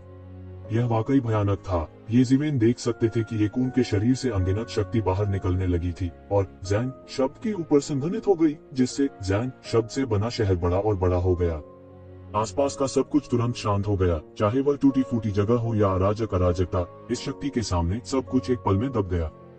येज़ेवेन, मेरे सामने तुम्हारे जीतने का कोई मौका नहीं है। मैं तुम्हारे दाव को दबा दूंगी और तुम्हारी दुनिया को चकनाचूर कर दूंगी। इस प्राचीन शब्द के सामने आपके पास जो कुछ भी है वह कुछ भी नहीं है। येकून ने ठंडेपन से कहा। बूम! येकून का पूरा शरीर एक भयानक आभा के साथ फूट पड़ा और वह एक भयानक आभा से बाहर निकलते हुए एक राक्षस देवता की तरह हवा में खड़ा हो गया। इस समय दुनिया में केवल उसका दाव घूम रहा था और बाकी सब दबा हुआ था, यहाँ तक कि हवा भी जमी हुई थी। येकसीवेन ने केवल यह महसूस किया कि उसके लिए सांस लेना भी बेहद मुश्किल था। इस समय उसका पूरा शरीर शून्य में एकीकृत हो गया था और वह दुनिया का मालिक बन गया था और कोई भी उसके सामने खड़ा होने के लिए पर्याप्त नहीं था। येज़ेवेन की अभिव्यक्ति गरिमापूर्ण हो गई। यह शब्द ज़ैन बहुत भयानक था और येज़ेवेन यह भी महसूस कर सकती थी कि यह उसके शरीर में वो और दो वर्णों से भी अधिक शक्तिशाली हो सकता है।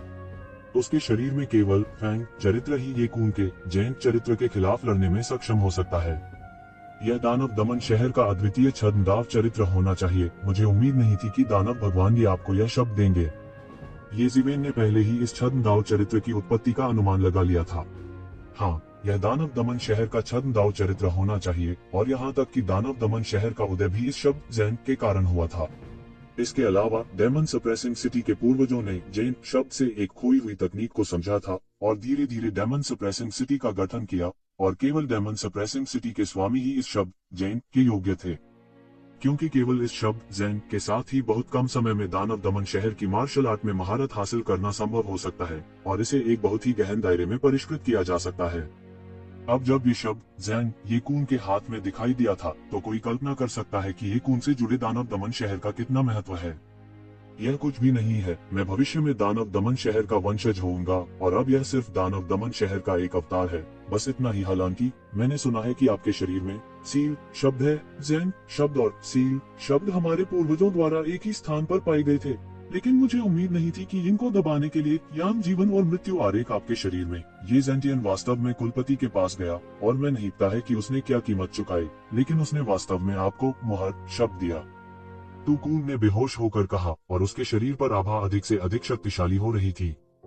अभी आपके शरीर में यिन यांग जीवन और मृत्यु आरेख अपनी शक्ति प्रदर्शित नहीं कर सकता है, और यहाँ तक आपके सील चरित्र को यिन यांग जीवन और मृत्यु आरेख की शक्ति को सील करना है। लेकिन अगर यह मेरे हाथ यह अलग होगा, मैं यिन यांग जीवन और मृत्यु आरेख की शक्ति को सील करने के लिए सील चरित्र का उपयोग करूंगा, और फिर यिन यांग जीवन और मृत्यु आरेख की शक्ति को यिन यांग जीवन और में बदलने के लिए जैन चरित्र का उपयोग करूंगा। मृत्यु आरेख, समय आने पर मेरी साधना में आश्चर्यजनक सफलता मिलेगी, और यह सबसे सही तरीका है। चाहे वह यिन यांग जीवन और मृत्यु आरेख हो या यह सील चरित्र, वे आपके हाथों में धूल में लिपटे मोती के अलावा और कुछ नहीं है, बस इतना ही। धूल में सने मोती हो या न हो, इसकी चिंता करने की कोई बात नहीं। यदि तुम चाहते हो तो मुझे हरा दो। येजिवेन ने ये कून को देखा और कहा।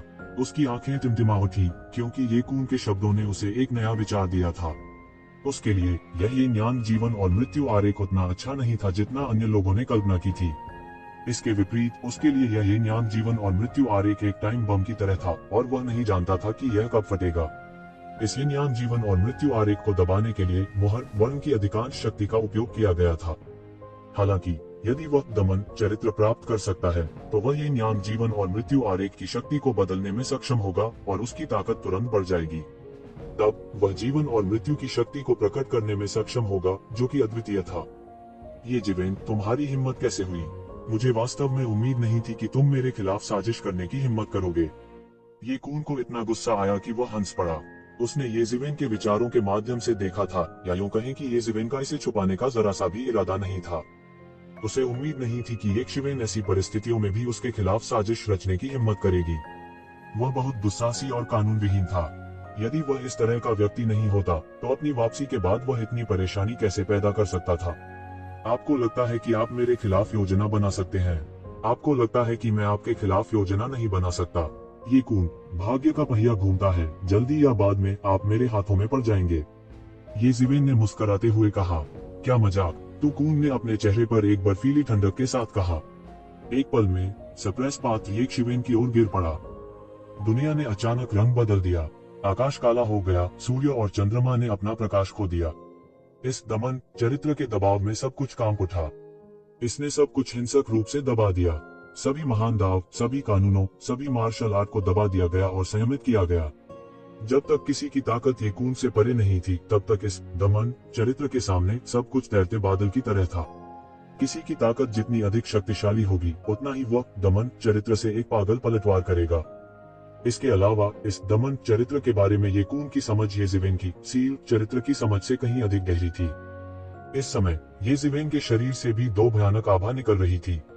एक मार्शल चरित्र था, दूसरा लड़ाई चरित्र था। इन दो प्राचीन पात्रों ने येजिवेन को आगे से और दूसरे को पीछे से संरक्षित किया। उन्होंने एक शक्तिशाली प्रकाश उत्सर्जित किया और दमन चरित्र के दमन का जबरन विरोध किया।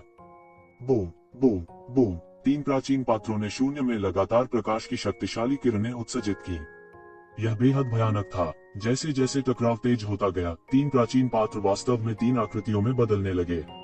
तीन विशाल आकृतियां शून्य में लड़ने लगी। ये छद्म दाव रूस और प्राचीन पात्र मार्शल आर्ट की प्राचीन मास्टर्स की समझ के अवतार थे। दूसरे शब्दों में, ये प्राचीन पात्र प्राचीन स्वामी की इच्छा के अवतार के बराबर थे। वे भयानक हद तक शक्तिशाली थे। इसके अलावा उन्हें मार्शल आर्ट की अपनी समझ भी थी। इस समय वे सभी प्रकट हुए थे। ये कून के पीछे का जैन चरित्र एक बूढ़े व्यक्ति में बदल गया। इस बूढ़े का पराक्रम अनुपम था। उनके प्रत्येक आंदोलन में बड़ी शक्ति थी। वह एक सम्राट की तरह था। उनकी प्रत्येक हरकत स्वर्ग और पृथ्वी को दबा सकती थी। उसकी हर हरकत से आसमान और धरती कांप सकती थी। दुनिया में सब कुछ दबा हुआ था। येजिवेन के वू और डू के पात्र भी दो विशाल आकृतियों में परिवर्तित हो गए। वो चरित्र एक अधेड़ उम्र के व्यक्ति के प्रेत में बदल गया। उसका शरीर एक अस्पष्ट आभा से भरा हुआ था। ऐसा लग रहा था जैसे वह एक शाश्वत महान मार्ग हो। कोई भी उसकी आभा के माध्यम से नहीं देख सकता था और उसके सार को देख सकता था। वह महान दाव लग रहा था। वह सब कुछ का स्रोत था, सभी मार्शल आर्ट का मूल। उसके दर्शन मात्र से ही बड़ा लाभ होगा। ऐसा लगता था कि वह हर पल मार्शल आर्ट विकसित कर रहा था। पंजा तकनीक, मुट्ठी तकनीक, तलवार तकनीक, उस पर हजारों मार्शल आर्ट विकसित हो रहे थे। वह शक्तिशाली और भयानक था। लड़ाई चरित्र एक युवा व्यक्ति की उपस्थिति में बदल गया। उसके शरीर से एक अतुलनीय भयानक आभा फूट पड़ी। उनके शरीर पर हर तरह की मार्शल आर्ट का प्रदर्शन किया जा सकता था। उसकी हर हरकत आसमान को भेद सकती थी। उनके सामने कोई अहंकारी नहीं हो सकता था। यह लड़ाई चरित्र का सार था। इस समय येज़िवेन के मार्शल और फाइटिंग पात्र येकून के दमन चरित्र के प्रेत का विरोध करने के लिए सेना में शामिल हो गए। दोनों के बीच टकराव ग्रेट डाओ के बीच टकराव के बराबर था। जिसके पास ग्रेट डाओ की बेहतर समझ होगी उसे निर्णायक लाभ मिलेगा। 3 भयानक भूत दुनिया में घुस गए और पूरी जगह को युद्ध के मैदान में बदल दिया।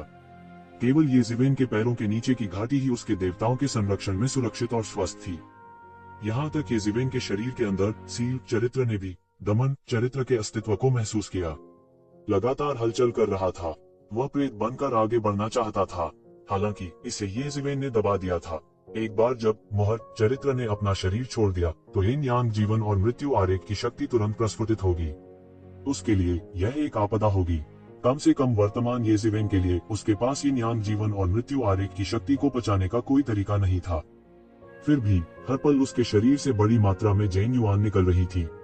इन 2 प्राचीन पात्रों की खपत को बनाए रखने के लिए उसका चेहरा पीला पड़ने लगा। यह कदम बहुत शक्तिशाली था, इसलिए स्वाभाविक रूप से खपत भी बहुत बड़ी थी। येज़िवेन, मुझे उम्मीद नहीं थी कि आपके शरीर के अंदर सील चरित्र के अलावा वास्तव में 2 और प्राचीन पात्र हैं। हाँ, ऐसा होता है कि ये 2 प्राचीन पात्र अब मेरे हैं। इन 2 प्राचीन पात्रों के साथ पात्र मैं और भी शक्तिशाली हो जाऊंगा। येकून दिल खोलकर हंसे और उनके सिर के ऊपर दमन पात्र प्रेत सीधे येज़िवेन के 2 प्राचीन चरित्र प्रेत की ओर बढ़ा। दबाओ, दबाओ, मेरे लिए दबाओ। दमन चरित्र का विशाल प्रेत अपना हाथ उठाता रहा और नीचे पटकता रहा। येज़िवेन के 2 प्राचीन पात्रों पर लगातार बमबारी की जा रही थी और उन्हें कदम दर कदम पीछे हटने के लिए मजबूर किया जा रहा था। जाहिर है उनके और दमन चरित्र के बीच एक बड़ा अंतर था। येज़िवेन ने अपने दांत भींच लिए और डटे रहे। उसके पैरों के नीचे की जगह में दरार पड़ना जारी था और वह खुद इस दुर्जय बल द्वारा थोड़ा थोड़ा करके पीछे धकेला जा रहा था। उसके शरीर पर लगे जेन युआन को भी 2 प्राचीन पात्रों द्वारा थोड़ा थोड़ा करके निगला जा रहा था। रुको, येज़िवेन ने अपनी आंखें बंद कर ली, दांत भींचे और डटे रहे। उसका चेहरा धीरे धीरे पीला पड़ने लगा। इस समय त्यान युआन दर्पण के अंदर एक स्पिरिट क्रिस्टल मिनरल वेन पागलपन से जलने लगी। यह शुद्ध लिंकी में बदल गया और तुरंत येशिवेन के शरीर में उड़ेल दिया। एक और इसने अपने उपभोग किए गए जेन युआन को पागलपन से भर दिया। दूसरी ओर यह लगातार उसके शरीर के अंदर विशेष जगह में उड़ेल रहा था। रहस्यमय स्थान प्रकाश की चमकदार किरणों से चमकने लगा। हर बार सप्रेस शब्द की छाया, फाइट शब्द की छाया और सप्रेस शब्द की छाया से टकराती थी, येशिवेन के दिमाग में सप्रेस शब्द के कुछ मार्शल आर्ट रहस्य प्रकट होते थे। इस सबसे गहन क्षण में रहस्यमय स्थान ने दमन शब्द के रहस्यों का विश्लेषण करना शुरू किया। हालांकि विश्लेषण की प्रक्रिया बहुत धीमी थी, फिर भी येशिवेन को बहुत खुश कर रही थी। दमन शब्द की ताकत उन्होंने पहले ही देख ली थी। लड़ाई और लड़ाई के पात्र कुछ हद तक इसे झेलने में असमर्थ थे। हालांकि इसका मुख्य कारण येशिवेन की ताकत की कमी थी, लेकिन यह स्पष्ट था कि लड़ाई और लड़ाई के पात्र दबाने वाले पात्रों से कमतर थे। इन असमानताओं के साथ साथ येशिवेन और स्वयं के बीच की असमानता ने सीधे तौर पर येशिवेन को इस लड़ाई में एक नुकसानदेह स्थिति में पहुंचा दिया था। वह केवल अपने दांत भींच सकता था और दृढ़ बना रह सकता था। वह नहीं चाहता था कि लड़ाई घाटी में टूट जाए और अन्य तीनों की सफलता में बाधा उत्पन्न हो। ऐसा मौका शायद अगली बार दोबारा न मिले। जब तक वह येकून को दबाकर रख पाता, वह जीत जाता। इसके विपरीत येकून ने देखा कि वह थोड़ी देर के लिए येशिवेन के साथ कुछ भी नहीं कर सकता था, इसलिए वह चिंतित होने लगा। येशिवेन उसे पकड़कर जीत सकता था, लेकिन उसे येकुयों पर हमला करने से पहले येशिवेन को मारना चाहिए। उसके लिए येशिवेन सबसे बड़ी बाधा थी, एक ऐसी बाधा जिसे मिटाना था। धिक्कार है, मेरे लिए दबाओ। वह दहाड़ता रहा और उसके चेहरे पर ठंडा पसीना आने लगा। येशिवेन के लिए लड़ाई चरित्र ने बहुत ऊर्जा की खपत की थी, लेकिन उसके लिए दमन चरित्र ने भी बहुत ऊर्जा की खपत की थी। येशिवेन लंबे समय तक टिके नहीं रह सके और वह बहुत बेहतर स्थिति में नहीं थे। यह उनके तुरुप के पत्तों में से एक था। उसने सोचा कि वह येशिवेन को एक झटके में हराने के लिए शक्तिशाली प्राचीन चरित्र पर भरोसा कर सकता है, लेकिन किसने सोचा होगा कि येशिवेन का भी एक प्राचीन चरित्र होगा। अचानक स्थिति एक कड़वी संघर्ष में गिर गई। गड़गड़ाहट, दमन चरित्र छाया का हमला एक लंबी नदी की तरह था, एक के बाद एक, थोड़ी सी भी दया के बिना दुर्घटनाग्रस्त हो गया। हालांकि येशिवेन को बार बार हार मिली, लेकिन वह नहीं गिरा। येकून का हमला चाहे कितना भी मजबूत क्यों न हो, येशिवेन लगातार अपने दांतों को भींच रहा था और डटे हुए था। वह चिंतित महसूस करने लगा, लेकिन जल्द ही वह यह जानकर और भी भयभीत हो गया कि सप्रेस की छाया के लगातार हमलों के साथ साथ येशिवेन भी दबाने शब्द के सार को समझने के लिए इस अवसर का फायदा उठा रही थी। धीरे धीरे वह कुछ हमलों का प्रतिरोध करने में भी सक्षम हो गया। यह उसके लिए अकल्पनीय था। युद्ध में सफलता प्राप्त करना कोई बड़ी बात नहीं थी। हालांकि कई लोगों को युद्ध में सफलता मिली थी, लेकिन उनकी धारणा बहुत पहले ही इस मानक तक पहुंच चुकी थी। बात बस इतनी थी कि वे इस दहलीज को पार नहीं कर पाए थे। हालांकि युद्ध में धारणा सबसे भयावह थी, विशेष रूप से इतनी तीव्र लड़ाई में। जरा सी असावधानी उसके द्वारा किसी की जान ले सकती थी। येज़िवेन ने एक ही समय में दो काम कैसे कर लिए, वह वास्तव में विचलित होने और उससे लड़ने के दौरान समझने में सक्षम था। ये कून का चेहरा गुस्से से भरा हुआ था। उनके लिए यह केवल एक उत्तेजना थी। क्या ऐसा हो सकता है कि मेरे दबाव का विरोध करना इतना आसान था? उसके पास अभी भी समझने का हृदय कैसे हो सकता है? तुम मेरे साथ युद्ध में विचलित होने का साहस करो, मैं तुम्हें बता दूंगा कि तुमने कितनी बड़ी गलती की है। ये कून ने ठंडेपन से उपहास किया। उसके हाथ में एक बड़ी तलवार दिखाई दी और तुरंत यक्षिवन की ओर गिर गई। तलवार की रोशनी सीधे एक महान पथ में बदल गई, सीधे यक्षिवन की ओर नीचे जा रही थी। वह उसी जगह उसका सिर काटना चाहती थी। येज़िवेन की पूरी ताकत चरित्र छाया को दबाने का विरोध करने के लिए इस्तेमाल की गई थी, और वह केवल बेबसी से देख सकता था क्योंकि इस भयानक शक्ति ने उसे घेर लिया था।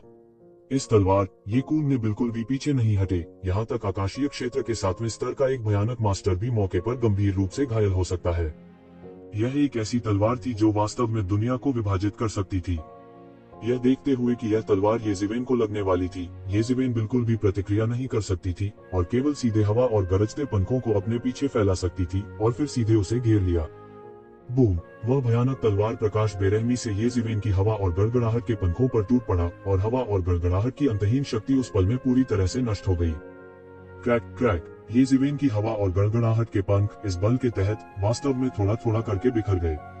फिर एक जोरदार धमाके के साथ यह पूरी तरह से ऊर्जा के एक प्रचंड ज्वार में बदल गया जो पूरे आकाश में बह गया।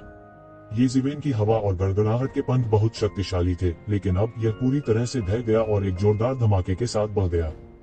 टकराना! तलवार की रोशनी की गति कम नहीं हुई और येज़िवेन के शरीर पर बेरहमी से वार किया, जिससे उसका मुंह भर खून निकल आया। उसका पूरा शरीर प्रभाव का सामना नहीं कर सका और उसे उड़ते हुए बाहर भेज दिया गया। वह अद्भुत तलवार प्रकाश उसकी छाती पर गिरा और उसकी छाती पर एक बड़ा घाव खुल गया। उसकी उरुस्थी कट गई और खून के छींटे निकल आए। यहाँ तक उसके आंतरिक अंगों को भी पूरी तरह से कुचल दिया गया होता, लेकिन भले ही यह सिर्फ परिणाम था, तलवार क्यों ने फिर भी उसके आंतरिक अंगों को गंभीर नुकसान पहुंचाया। और येज़िवेन के रियल युआन के समर्थन के बिना वो चरित्र छाया और लड़ाई चरित्र छाया पूरी तरह से शून्य में ढह गई, बनाए रखने में असमर्थ। मेरे लिए मरो! ये कून के चेहरे पर अंत में कुछ हद तक संतुष्ट मुस्कान दिखाई दी और सीधे हाथ में तलवार की रोशनी लिए येज़िवेन की ओर फिसल गया। भाड़ में जाओ! ये कून के चेहरे पर आखिरकार एक संतुष्ट मुस्कान दिखाई दी और उसने अपनी तलवार येज़िवेन की ओर मारी। अंत में यह लड़ाई समाप्त हो रही थी। इस लड़ाई के बाद येज़िवेन, जो मूल रूप से उसके लिए खतरा नहीं थी, अनजाने में उसके लिए खतरा बन गई थी। वास्तव में येज़िवेन की तुलना ये क्यूओन से भी की जा सकती थी। ये क्यूओन की तुलना में येज़िवेन के पास केवल समय की कमी थी। यदि उसके पास पर्याप्त समय होता तो वह ये कून के लिए एक बड़ा खतरा बन सकता था। अब ये कून अंत में येज़िवेन को खत्म कर सकता था और फिर ये क्यूओन को मार सकता था। फिर उसे ये क्यूओन के बारे में चिंता करने की जरूरत नहीं होगी। ये कून, यह आपके लिए रुकने का समय है। अचानक शून्य में एक चौंकाने वाली आवाज गूंजी। फिर एक चौंकाने वाली हवा का ब्लेड शून्य के माध्यम से फटा और आश्चर्यजनक गति से प्रकाश की धारा में बदल गया, सीधे उन पर दौड़ पड़ा। बूम! अंत में स्वॉर्डलाइट के फटने से पहले विंडेज ने येज़िवेन के शरीर पर जोरदार प्रहार किया। एक भयानक विस्फोट में पवन की धार और तलवार की धार दोनों ही अपनी अपनी शक्तियों से नष्ट हो गए और हवा की अंतहीन लहरों में बदल गए। येज़िवेन ने भी इस बड़ी आपदा का फायदा उठाया और बमुश्किल शून्य में मजबूती से खड़े होने में कामयाब रहे। उसका रंग जानलेवा पीला था और उसका पूरा शरीर ऐसा लग रहा था जैसे उसे अभी अभी पानी से निकाला गया हो। वह भीग रहा था और ठंडे पसीने में भीग गया था। अंत में वह समय रहते अपनी जान बचाने में सफल रहा। उनके शरीर में फीनिक्स पुनर्जनन तकनीक ने काम करना जारी रखा, जिससे उनकी छाती पर घातक घाव की मरम्मत हुई। वह लगभग 2 हिस्सों में कट गया था। ये कून की लड़ने की ताकत उसकी कल्पना से कहीं अधिक भयानक थी। इस समय येज़िवेन अंत में समझ गए कि ये कून इतने सालों तक के परिवार के 5 अत्याचारियों के बीच बातियन की स्थिति में इतनी मजबूती से क्यों बैठ पाए। हालांकि ये परिवार के 5 अत्याचारी समान पायदान पर थे, लेकिन वास्तव में सभी ने माना कि जोंग बातियन उनमें सबसे मजबूत थे। केवल सबसे मजबूत जोंग बातियन की उपाधि प्राप्त करने के योग्य था। ये क्लैन के 5 हेगमन न केवल इस पीढ़ी में मौजूद थे, बल्कि पिछली पीढ़ी में भी या सुदूर अतीत में भी मौजूद थे। ये क्लान के 5 हिगमन्स ने ये क्लान के 5 सबसे मजबूत सदस्यों का प्रतिनिधित्व किया और बैटियन अक्सर पांचों में सबसे मजबूत थे। दूसरे शब्दों में जोंग बाटियन पूरे ये कबीले में सबसे मजबूत था और यहाँ तक कि कबीले की सहायक सेना में भी वह युवा पीढ़ी में सबसे मजबूत था। केवल सबसे मजबूत जोंग बाटियन के खिताब के साथ ताज पहनाया गया था। इस समय ये जिवेन को एहसास हुआ कि उसने ये कून को कम करके आंका था। ये कियोंग, ये जिवेन, ये जुकोंग और ये कियांग उसका मुकाबला नहीं कर सकते थे। उस समय ये शिवन अगले दायरे में नहीं पहुंचा था, इसलिए अगर उन चारों ने हाथ भी मिला लिया होता तो वे उससे आसानी से हार जाते। अन्यथा वे ये कून के साथ प्रतिस्पर्धा नहीं कर पाते। ये कून मुस्कुराया, फिर भी उनकी आंखों में उत्साह भरा हुआ था। इतने मजबूत प्रतिद्वंद्वी का होना उनके लिए मार्शल आर्ट की राह पर सड़क के किनारे समान था, इसलिए उनमें आगे बढ़ने के लिए प्रेरणा की कमी नहीं होगी। हालांकि यह लड़ाई जीवन और मृत्यु की लड़ाई थी, लेकिन फसल भी बहुत अच्छी थी।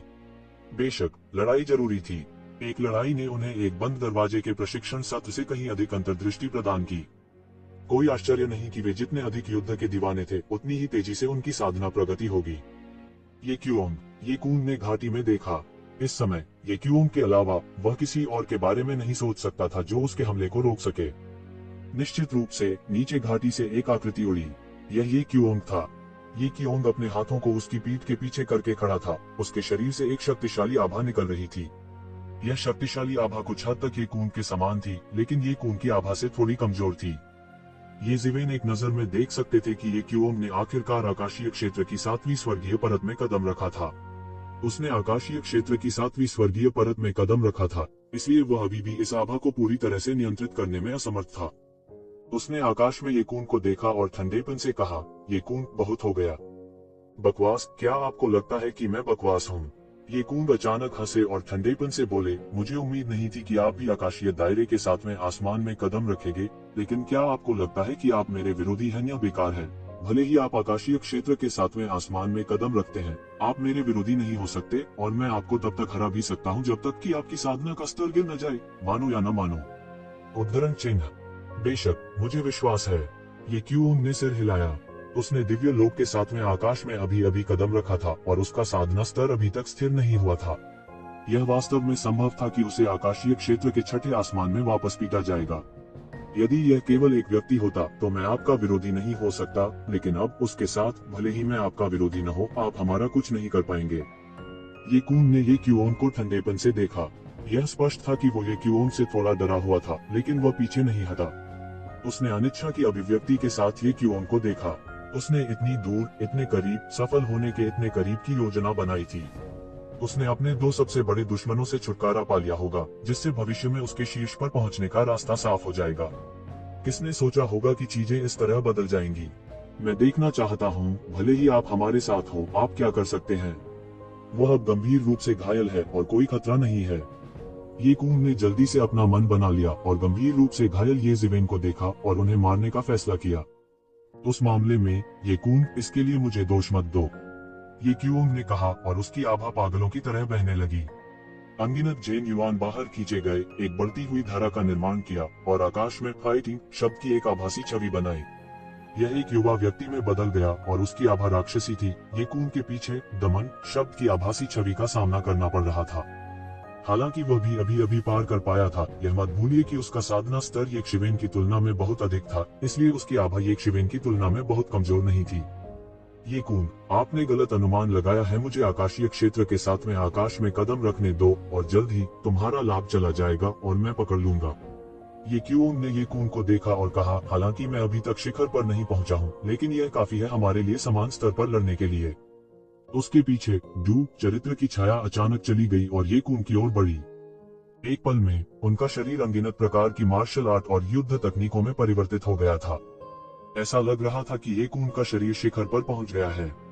उसका आक्रमण एक मुक्के की तकनीक जैसा प्रतीत होता था, लेकिन यह एक पैर की तकनीक भी प्रतीत होती थी और यह एक तलवार की तकनीक भी प्रतीत होती थी। यह सदैव परिवर्तनशील था और इसे निर्धारित करने का कोई तरीका नहीं था। हालांकि यह सबसे भयानक हमले की तकनीक थी। यह डू चरित्र का सच्चा रहस्य था।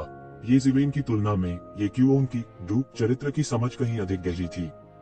ये कून, यह शब्द फाइटिंग, मैंने इसे विशेष रूप से आपके दमन का मुकाबला करने के लिए पाया। चलो लड़ो। ये क्यूओंग की दहाड़ एक बढ़ती धार की तरह थी और फाइटिंग शब्द की आभासी छवि ये क्यूओंग की ओर बढ़ी। क्या मजाक है, ये क्यों अपनी वर्तमान स्थिति के साथ तुम मेरे बराबर होना चाहते हो? मुझे दबाओ। टुकून पागलपन से दहाड़ता है और शब्द सप्रेस की आभासी छवि सीधे फाइटिंग शब्द की आभासी छवि की ओर थप्पड़ मारती है। एक पल में ऐसा लगा जैसे यह सब कुछ दबा सकता है। उसके चारों ओर अनगिनत सिद्धांत प्रकट हुए और तुरंत दबा दिए गए। ऐसा लगता था जैसे इस दुनिया में सब कुछ पूरी तरह से दमन शब्द के नियंत्रण में था। टकराना, एक भयानक टक्कर हुई और दोनों पक्षों के बीच मार्शल आर्ट का सार आकाश में प्रकट हुआ। यह थोड़ी सी भी भावना के बिना एक टक्कर थी और इसे रोकना असंभव था, क्योंकि यह दोनों पक्षों के बीच मार्शल आर्ट की समझ थी। कोई सही या गलत नहीं था, लेकिन इस वजह से हार न मानना भी जरूरी था। सभी का दृढ़ विश्वास था कि उनकी अपनी मार्शल आर्ट सबसे मजबूत थी और किसी और की तुलना में बुरा होना असंभव था। डेंग डेंग डेंग, ये क्यों पीछे हटता रहा। ये कून की ताकत जो आकाशीय दायरे के साथ में आसमान के शिखर पर थी, ये क्यों की मौजूदा ताकत से कहीं अधिक अत्याचारी थी। दूसरी तरफ ये कून का रंग अचानक जानलेवा पीला पड़ गया और उसका शरीर हिलने लगा। उसके पैरों के नीचे की खाली जगह टूट गई और यह स्पष्ट था कि उसने हाल ही में एक भयानक हमले का सामना किया था। उनके लिए इस टक्कर से निपटना आसान नहीं था। यदि वह अपनी चरम अवस्था में होता तो वह ये क्यूओन की बिल्कुल भी परवाह नहीं करता, लेकिन येज़िवेन के साथ पिछली लड़ाई में येज़िवेन के हताश हमले ने उसे घायल कर दिया था और उसने अपने जेन युआन के आधे से अधिक का उपभोग भी कर लिया था। इस समय वह अपनी चरम अवस्था से बहुत दूर था। हाँ, यह बहुत अच्छा है ये कून। ये क्यूओन हंसे और कहा। ये कून की आंखों में हैरानी भरी चमक थी और इस समय उसने देखा कि येज़िवेन की आभा धीरे धीरे ठीक हो रही थी। इतने कम समय में जिस घाव ने लगभग उसकी जान ले ली थी, वह वास्तव में आधे से अधिक ठीक हो गया था। हालांकि यह अभी तक अपनी चरम अवस्था में नहीं था, लेकिन यह एक युद्ध के लिए पर्याप्त था। यह दो लोगों के साथ लड़ाई के बराबर था और वह उनमें से किसी एक की भी परवाह नहीं करेगा, लेकिन चूंकि उन दोनों ने सेना में शामिल हो गए थे, उसके पास ध्यान देने के अलावा कोई विकल्प नहीं था। अचानक घाटी में दो अत्याचारी आभा आकाश की ओर बढ़ी, सीधे आकाश के सभी बादलों को कुचलते हुए। आकाशीय क्षेत्र के सातवें आकाश के दो प्रभामंडल बह गए और अचानक गिर गए। तो कियान और ये क्यूओंग ने वास्तव में लगभग एक ही समय में आकाशीय क्षेत्र के सातवें आकाश में कदम रखा था। हालांकि वे अभी अभी टूट गए थे, लेकिन इससे ये कून पर पहले ही काफी दबाव आ गया था। लानत है, ये कून की आंखें आश्चर्य से भर गईं। यदि उनमें से केवल दो होते तो वह अभी भी लड़ने की हिम्मत करता, लेकिन अब जबकि ये कियान और येज़ुकोंग दोनों ने आकाशीय क्षेत्र के सातवें आसमान में कदम रखा था, तो यह एक बनाम चार की स्थिति बन जाएगी। चाहे वह कितना भी अहंकारी क्यों न हो, उसने यह कहने की हिम्मत नहीं की कि वह इन चार लोगों को सकुशल नीचे गिरा सकता है। इन चार लोगों में से कोई भी उसे विलंबित करने की क्षमता रखता था और यदि वे चारों सेना में शामिल हो जाते तो वह मर सकता था। हाँ, ये कून, तुमने अभी तक नहीं छोड़ा।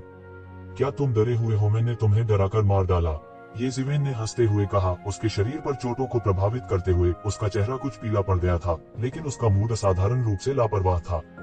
तो कून की आंखें अनिश्चितता से भर गईं। उन्हें आमने सामने की लड़ाई में पूरा भरोसा था और वह एक साथ दो के खिलाफ भी लड़ सकते थे। हालांकि जब एक बनाम चार की बारी आई तो यह उनके लिए एक बड़ी समस्या थी। आखिर ये चारों कोई साधारण लोग नहीं थे। यदि उनमें से कोई पूरी तरह से परिपक्व हो जाता है तो वे उसके साथ प्रतिस्पर्धा करने की क्षमता रखते हैं। यहाँ तक अगर वे अभी तक पूरी तरह से परिपक्व नहीं हुए थे तो उनमें से चार सेना में शामिल हो गए थे। उनकी वर्तमान स्थिति के साथ वह अपनी चरम लड़ाई ताकत के आधे पर भी नहीं थे। वह उनके लिए मैच कैसे हो सकता है? ये कून कोई साधारण व्यक्ति नहीं थे। चूंकि उसने खतरे को भांप लिया था, इसलिए स्वाभाविक रूप से उसने खुद को दीवार के नीचे खड़ा नहीं होने दिया। वह तुरंत मुड़ा और बिना एक शब्द कहे भाग गया, क्योंकि वह अच्छी तरह जानता था कि इन लोगों के सामने कुछ भी कहना अपमान मानने के समान है। वह चला गया है। येज़िवेन के बगल में प्रकाश की एक धारा चमकी और येज़ुकोंग उसके बगल में दिखाई दिया। तो कियान भी काफी पीछे चल रहा था। उनकी साधना लगभग उसी समय आकाशीय क्षेत्र के सातवें आसमान में टूट गई थी। इस समय उन्होंने अभी तक अपनी साधना को समेकित नहीं किया था, लेकिन उनकी आभा दिव्य क्षेत्र का शुद्ध सातवां आकाश पहले से ही थी। मैं अभी भी उसके साथ एक अच्छी लड़ाई करना चाहता हूँ। जोंग बातिन, इतना बड़ा नाम। ये जुकोंग ने ठंडी सांस ली। उनके दिल में थोड़ा गुस्सा था। पहले ये कून की वजह से उन्हें पहले ही पीछे हटना पड़ा था। यदि येज़िवेन ने ये कून को वापस नहीं पकड़ा होता तो वे अब कैसे टूट सकते थे? हालांकि ये कून डर गया था, फिर भी वह अपने दिल में अनिच्छुक था।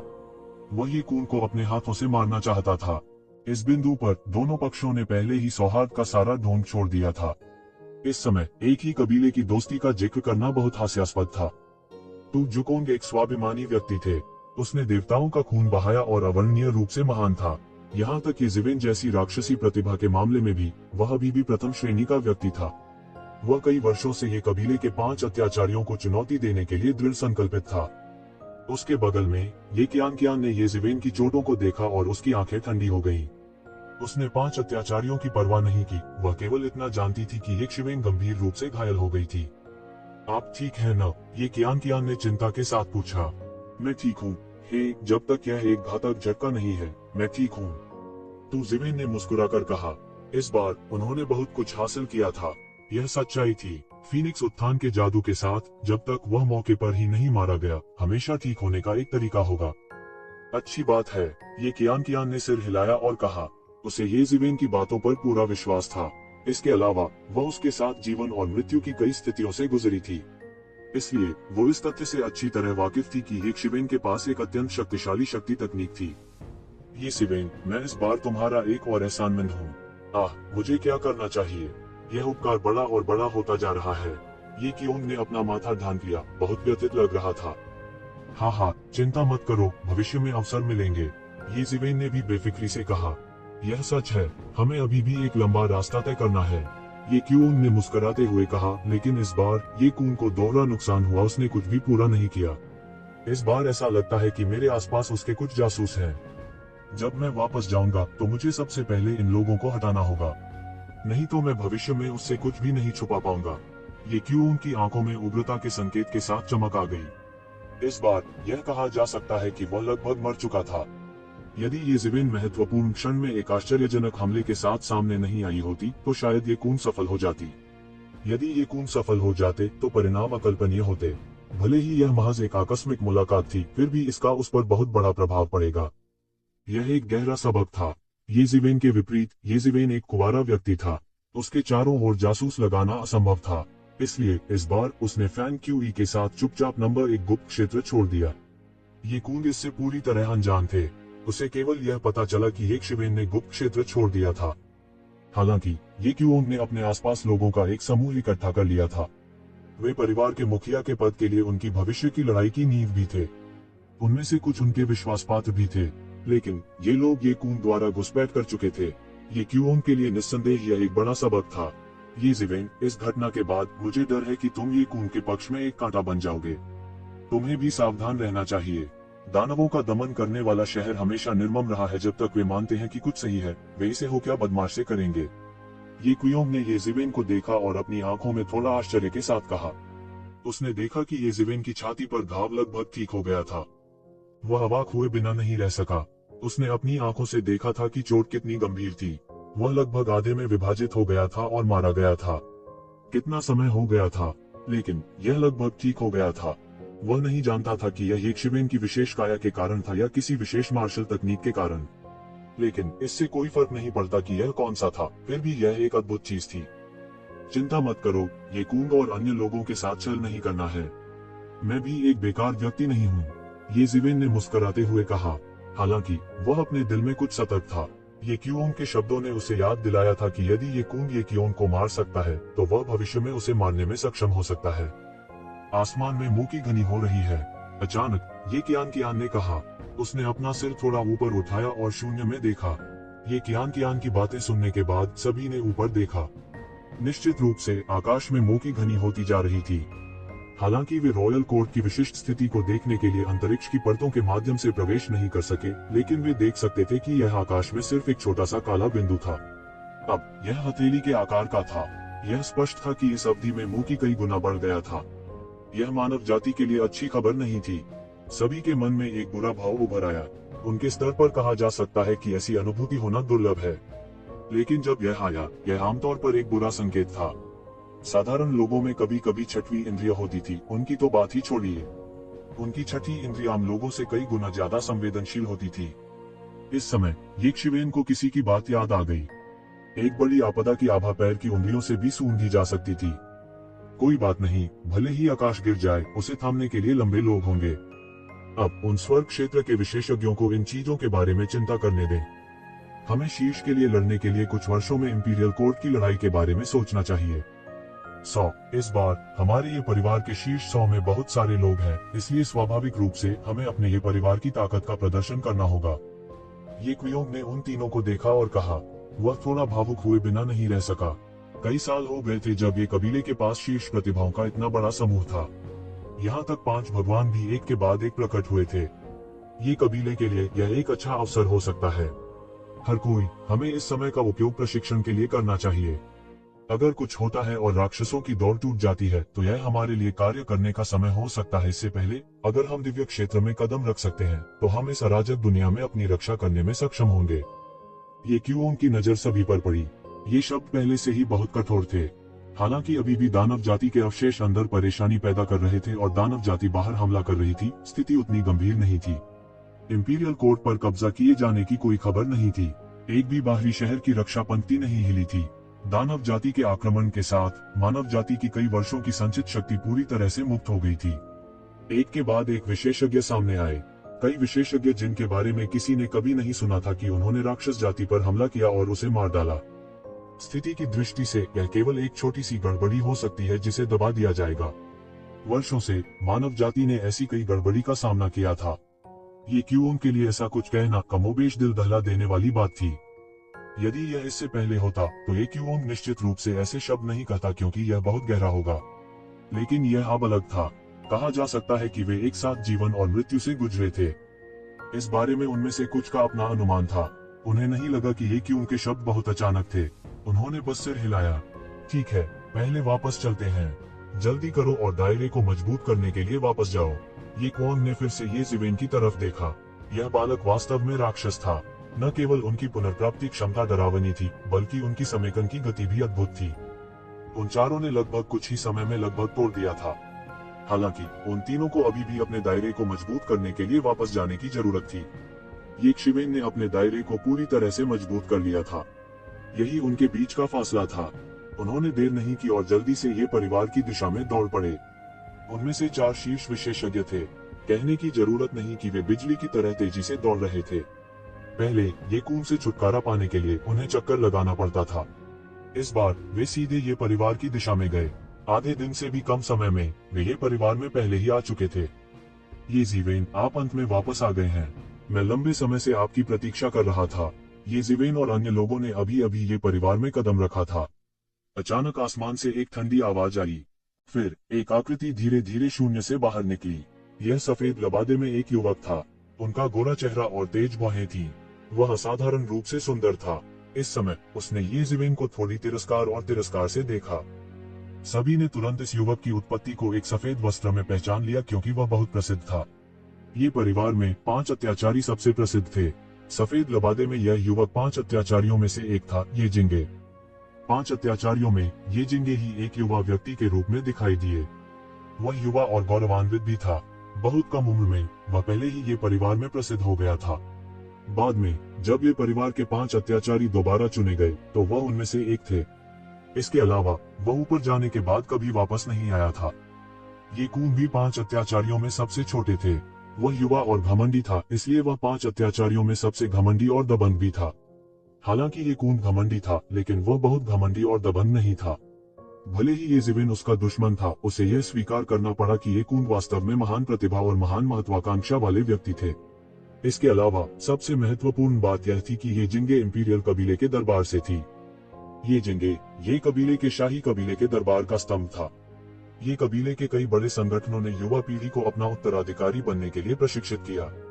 इनमें 5 अत्याचारी सबसे प्रसिद्ध और शक्तिशाली थे। हालांकि ये जिंगे अहंकारी और दबंग था, लेकिन उसे हर कोई अत्याचारी के रूप में भी पहचानता था। अन्यथा वह 5 अत्याचारियों की स्थिति में आने वाला अंतिम व्यक्ति नहीं होता। हालांकि 5 अत्याचारियों की स्थिति सभी के द्वारा चुनी गई थी, लेकिन यह उतना सरल नहीं था। ये कबीले के उच्च अधिकारी हमेशा जीनियस को संसाधन आवंटित करते थे। प्रतिभाएं जितनी अधिक शक्तिशाली होंगी, उन्हें उतने ही अधिक संसाधन प्राप्त होंगे। उनमें से 5 अत्याचारियों को सबसे अधिक साधन प्राप्त हुए, नहीं तो वे भीड़ से कैसे अलग हो सकते थे। वास्तव में हालांकि वे शुरुआत में मजबूत थे, वे अब जितने आगे थे उतने आगे नहीं थे। यह पहल को जब्त करना था, कदम दर कदम आगे बढ़ना था, कदम दर कदम आगे बढ़ना था, और अंत में बाकी सभी को धूल में मिला देना था। ये ज़िवेन का रंग गरिमा में हो गया। इंपीरियल कबीले पैलेस के साथ उनके रिश्ते को दोस्ताना नहीं माना जा सकता था। इंपीरियल कबीले पैलेस ने कानून प्रवर्तन हॉल के बुजुर्गों की अनुपस्थिति का फायदा उठाया था और उसे गिरफ्तार करना चाहता था। फिर उसने इंपीरियल कबीले पैलेस में एक बड़ा हंगामा खड़ा कर दिया था और उनके चेहरे को पूरी तरह से नंगा कर दिया था। अब जब ये जिंगे यहाँ आ गया था तो वह शायद किसी काम का नहीं था। क्या बात? ये शिवेन ने उसकी ओर देखा और उदासीनता से पूछा, मैं यहाँ सिर्फ यह देखने के लिए हूँ कि तुम क्या हो। मैं पहले से ही काफी घमंडी हूँ, लेकिन आपकी तुलना में मुझे डर है कि मुझमें अभी भी कमी है। ये जिंगे ने ये जिवेन को देखा और एक तुच्छ अभिव्यक्ति के साथ कहा। वह दूसरों के मूल्यांकन को कैसे नहीं जान सकता था। न केवल वह इसके लिए उन्हें शर्म नहीं आई, बल्कि इसके विपरीत उन्हें इस पर और भी अधिक गर्व हुआ। यदि यह इस तथ्य के लिए नहीं था कि वे उससे डरते थे, तो वे उसका इस तरह वर्णन क्यों करते। इंपीरियल कबीले का दरबार किस तरह का स्थान है, तुम्हारी इसमें सेंध लगाने की हिम्मत कैसे हुई।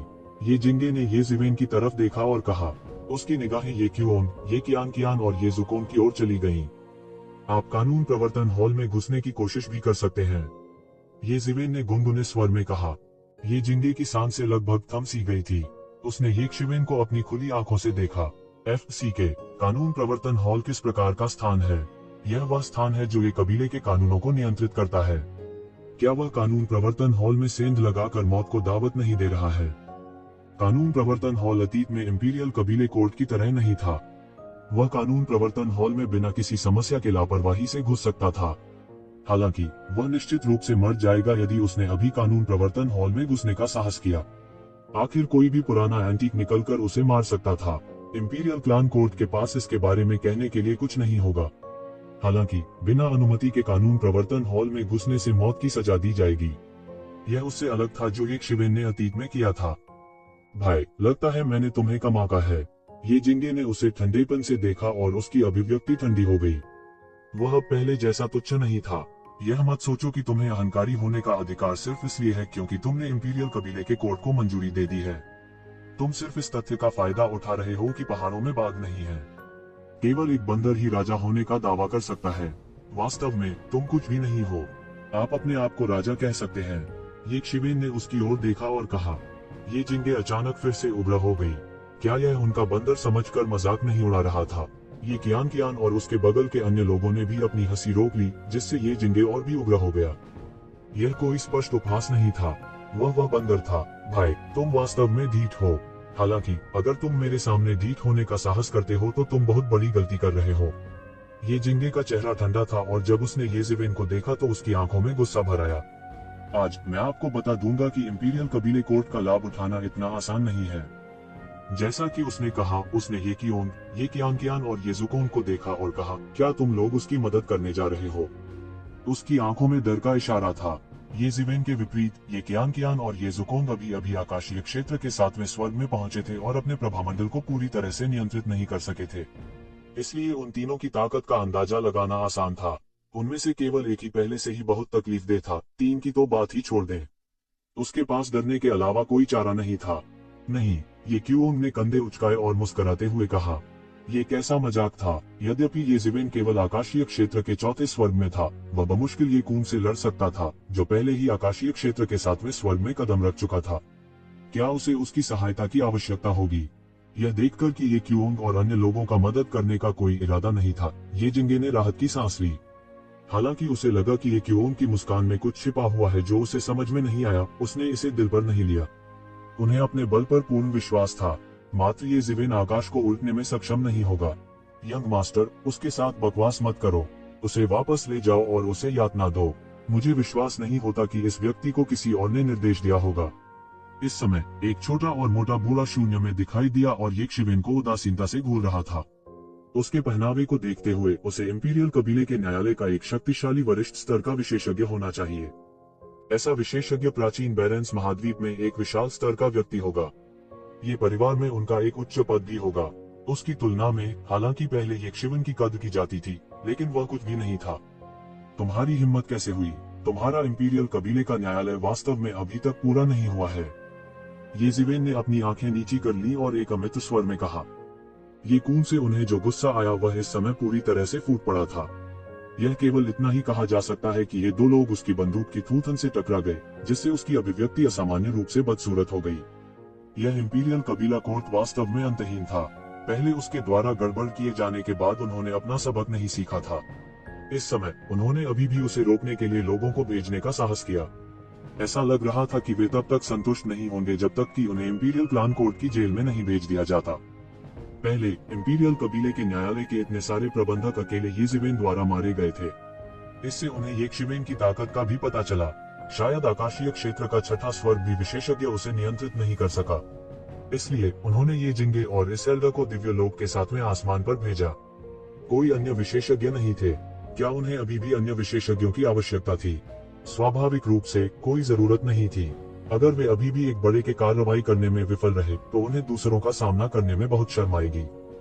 युवा पीढ़ी के बीच वर्तमान लोकप्रिय अफवाह यह थी कि ये कूंद अभी भी बंद दरवाजे की खेती में थे, दिव्य क्षेत्र के सातवें स्वर्ग को तोड़ने की तैयारी कर रहे थे। यहाँ तक अगर कोई ऐसा था जो गुप्त रूप से दिव्य क्षेत्र के सातवें स्वर्ग में प्रवेश कर गया था तो उसे एक अनुभवी बुजुर्ग का विरोधी नहीं होना चाहिए। इसके अलावा यह व्यक्ति निश्चित रूप से येज़िवेन नहीं था। ऐसा लगता है कि अगर मैं आपके शाही कबीले के दरबार को सबक नहीं सिखाता तो इस तरह की बात कभी खत्म नहीं होगी। येज़िवेन का लहजा धीमा हो गया और उसने उपहास के साथ कहा, तुम्हारी हिम्मत कैसे हुई? हमारा इंपीरियल कबीला न्यायालय पैतृक परिवार कानून का प्रतिनिधित्व करता है। कोई भी पैतृक परिवार कानून की अवहेलना नहीं कर सकता है। आप दानव जाति के अवशेष बेहतर होगा आज्ञाकारी रूप से समर्पण करें, अन्यथा इस बूढ़े व्यक्ति को असभ्य होने का दोष मत दो। इंपीरियल कबीले के दरबार के बुजुर्ग ने येशिवेन को ठंडेपन से देखा और कड़ी फटकार लगाई। उसकी आंखों में थोड़ी घृणा थी। फिर मुझे देखने दो कि तुम कैसे असभ्य होने की योजना बनाते हो। येशिवेन का स्वर एक समय में एक शब्द बढ़ गया और उसके शरीर के अंदर की आभा भी हलकों में बढ़ गई। केंद्र के रूप में उनके शरीर के साथ एक विशाल बवंडर का निर्माण हुआ और तुरंत आकाश में उड़ गया। इस तरह के आंदोलन ने अचानक कई लोगों का ध्यान खींचा। यह आभा पहले ही सामान्य आकाशीय क्षेत्र को पार कर चुकी थी और इसने तुरंत ही एक लान की गहराई में कई विशेषज्ञों का ध्यान आकर्षित किया। येज़िवेन फिर से क्यों है? वह क्या करना चाहता है? क्या वह हमारे ये कबीले के सामने लड़ाई शुरू करना चाहता है? हाँ, इंपीरियल कबीले का कोर्ट। इंपीरियल कबीले के कोर्ट और येज़िवेन के लोग फिर से टकरा गए हैं। यह अब और अधिक दिलचस्प लग रहा है। हाँ, यह सही है। इंपीरियल कबीले के लोग अच्छे लोग नहीं हैं। उनके साथ छल नहीं किया जाना चाहिए। लेकिन यह येज़िवेन भी एक कांटा है, वह केवल बेईमान और कानून विहीन है। इस महत्वपूर्ण क्षण में वे अभी भी आपस में लड़ रहे हैं। इंपीरियल कबीले कोर्ट के लोग वास्तव में बहुत अधिक हैं। कबीले भगवान की अनुपस्थिति का लाभ उठाते हुए वे जो चाहे करना चाहते हैं। क्या वे कई साल पहले वापस जाना चाहते हैं जब वे जो चाहे कर सकते थे और जिसे चाहे पकड़ सकते थे? कबीले के भगवान ने पहले ही कहा है कि येज़िवेन के साथ यह मामला यहीं खत्म हो जाएगा। वे वास्तव में इतने निर्भीक हैं कि उन्होंने कबीले के भगवान के शब्दों को भी नहीं सुना। उद्धरण चिन्ह। अलग अलग लोगों की स्वाभाविक रूप से दो पक्षों के बीच संघर्ष के बारे में अलग अलग राय थी। शाबाश येज़िवेन, यह बूढ़ा आदमी असभ्य नहीं होना चाहता था, लेकिन तुमने मुझे ऐसा करने के लिए मजबूर किया। तुमने कानून की अवहेलना की। भले ही यह बूढ़ा आदमी तुम्हें मौके पर ही मार दे, कोई भी इसके लिए चिल्लाएगा नहीं। आप बुजुर्ग ने येज़िवेन को उदासीनता से देखा और उसके हाथ में एक कबीले की तलवार दिखाई दी। अचानक येज़िवेन को दबाने के प्रयास में कबीले की तलवार से एक अदृश्य जबरदस्ती जारी की गई, लेकिन ये येज़िवेन के करीब नहीं जा सका और येज़िवेन के शरीर में सुनहरी ऊर्जा द्वारा अदृश्य हो गया। मुझे मौके पर ही मार डाला। बूढ़े आदमी, मैं देखना चाहता हूँ कि तुम मुझे उसी जगह कैसे मारोगे। येज़िवेन ने उपहास किया और तुरंत चले गए। उसका शरीर एक मानवीय राक्षस की तरह था और सीधे विशाल आकाश को भेदता था। आकाशीय क्षेत्र के चौथे आकाश में कदम रखने के बाद येज़िवेन एक पूरे नए क्षेत्र में कदम रखने के बराबर था। पहले की तुलना में यह बिल्कुल अलग था। एक पल में वह पहले से ही कबीले भगवान के सामने दौड़ा था और उसके पूरे शरीर में तलवार का इरादा था। उसके हाथ में एक बड़ी तलवार थी और बिजली की तरह उसने काट दिया। ये कून की तलवारबाजी की तुलना में येज़िवेन की तलवारबाजी भी औसत थी। उसके पास अधिक चालें नहीं थी, केवल गति थी। उनकी तलवार की गति बिजली की तरह तेज थी। इंपीरियल कबीले के दरबार के बुजुर्ग अपने सामने केवल एक सुनहरी बिजली की चमक देख सकते थे। उसके पास प्रतिक्रिया करने का समय नहीं था। इस समय वह अंत में समझ गया कि येज़िवेन कोई नरम खुरमा नहीं बल्कि लोहे की एक बड़ी प्लेट थी। लेकिन इस समय पहले ही बहुत देर हो चुकी थी और उसके पास केवल तलवार को अपने सामने रोकने का समय था। बजना, धातु के टकराने की तेज आवाज गूंजी और एक भयानक ऊर्जा उन्माद में बह गई। येज़िवेन की ताकत इतनी महान थी कि यह लगभग एक पहाड़ को उखाड़ने में सक्षम होने के लिए कहा जा सकता था। उनकी आभा अतुलनीय थी और वे केवल अपने शरीर के बल से शून्य को भेदने में सक्षम थे। इस भयानक शक्ति ने इंपीरियल कबीले कोर्ट के इस बुजुर्ग के शरीर को पूरी तरह से हिला दिया। पफ, कबीले के भगवान ने अचानक एक मुंह से खून बहाया और उसका शरीर हॉवित्ज़र की तरह उड़ गया। एक तलवार वार, केवल एक तलवार वार। इंपीरियल कबीले के दरबार का यह अहंकारी बुजुर्ग येज़िविन की तलवार का एक वार भी नहीं झेल सका। एक वार से 10 को हराने का क्या मतलब था? एक वार से 10 को हराने का यही मतलब था। कुछ देर बाद तेज धमाके की आवाज सुनाई दी। इंपीरियल कबीले कोर्ट के बुजुर्ग सीधे एक पहाड़ में दुर्घटनाग्रस्त हो गए। सीधे पहाड़ को तोड़ दिया और इसे गिरने का कारण बना दिया। वह मौके पर ही चिल्लाने लगा। उसका पूरा शरीर लंगड़ा था, जैसे कि एक शिवेन के वार की ताकत ने उसके शरीर की सारी हड्डियां तोड़ दी हो। यह बेहद भयानक था। पफ, हर किसी के आश्चर्य के लिए उन्होंने इंपीरियल कबीले कोर्ट के बुजुर्ग को लगातार खून बहाते देखा। रक्त आंतरिक अंगों के कुछ टुकड़ों के साथ मिला हुआ था। ये शिवेन के वार की ताकत बहुत भयानक थी। हर कोई इस दृश्य को देखकर अवाक रह गया और फिर ये शिवेन को अविश्वास में देखा। येज़िविन वास्तव में बहुत भयानक थी। वह 7वें स्तर पर दिव्य क्षेत्र का गुरु था।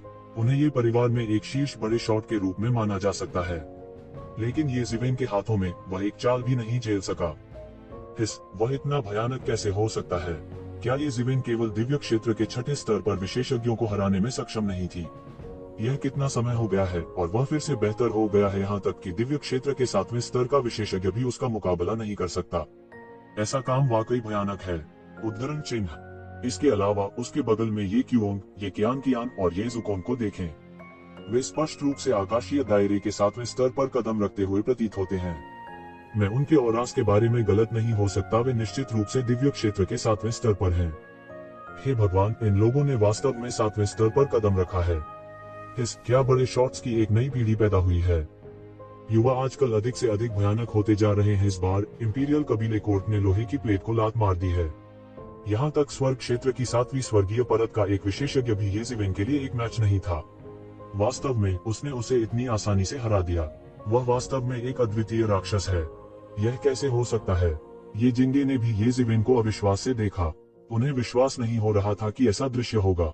इस समय जब उसने फिर से ये शिवेन को देखा तो उसमें पहले जैसी अवमानना थी। आकाशीय क्षेत्र के 4थे स्तर का एक व्यक्ति इंपीरियल कबीले के एक बुजुर्ग को एक ही तलवार के प्रहार से उड़ने में सक्षम था। बेशक इस एल्डर को हाल ही में पदोन्नत किया गया था और दिव्य क्षेत्र के 7वें स्तर पर एक बिजलीगर नहीं था। हालांकि ये शिवेन की तलवार के वार से उसे इतनी आसानी से नहीं भेजा जाना चाहिए था। इंपीरियल कबीले के न्यायालय ने यह सुनिश्चित करने के लिए बड़ी संख्या में लोगों को जुटाया था कि वे इस बार ये जीवन को पकड़ सकें। यह ज्ञात होना चाहिए कि इंपीरियल कबीले कोर्ट में मामलों को आमतौर पर प्रबंधकों द्वारा नियंत्रित किया जाता था।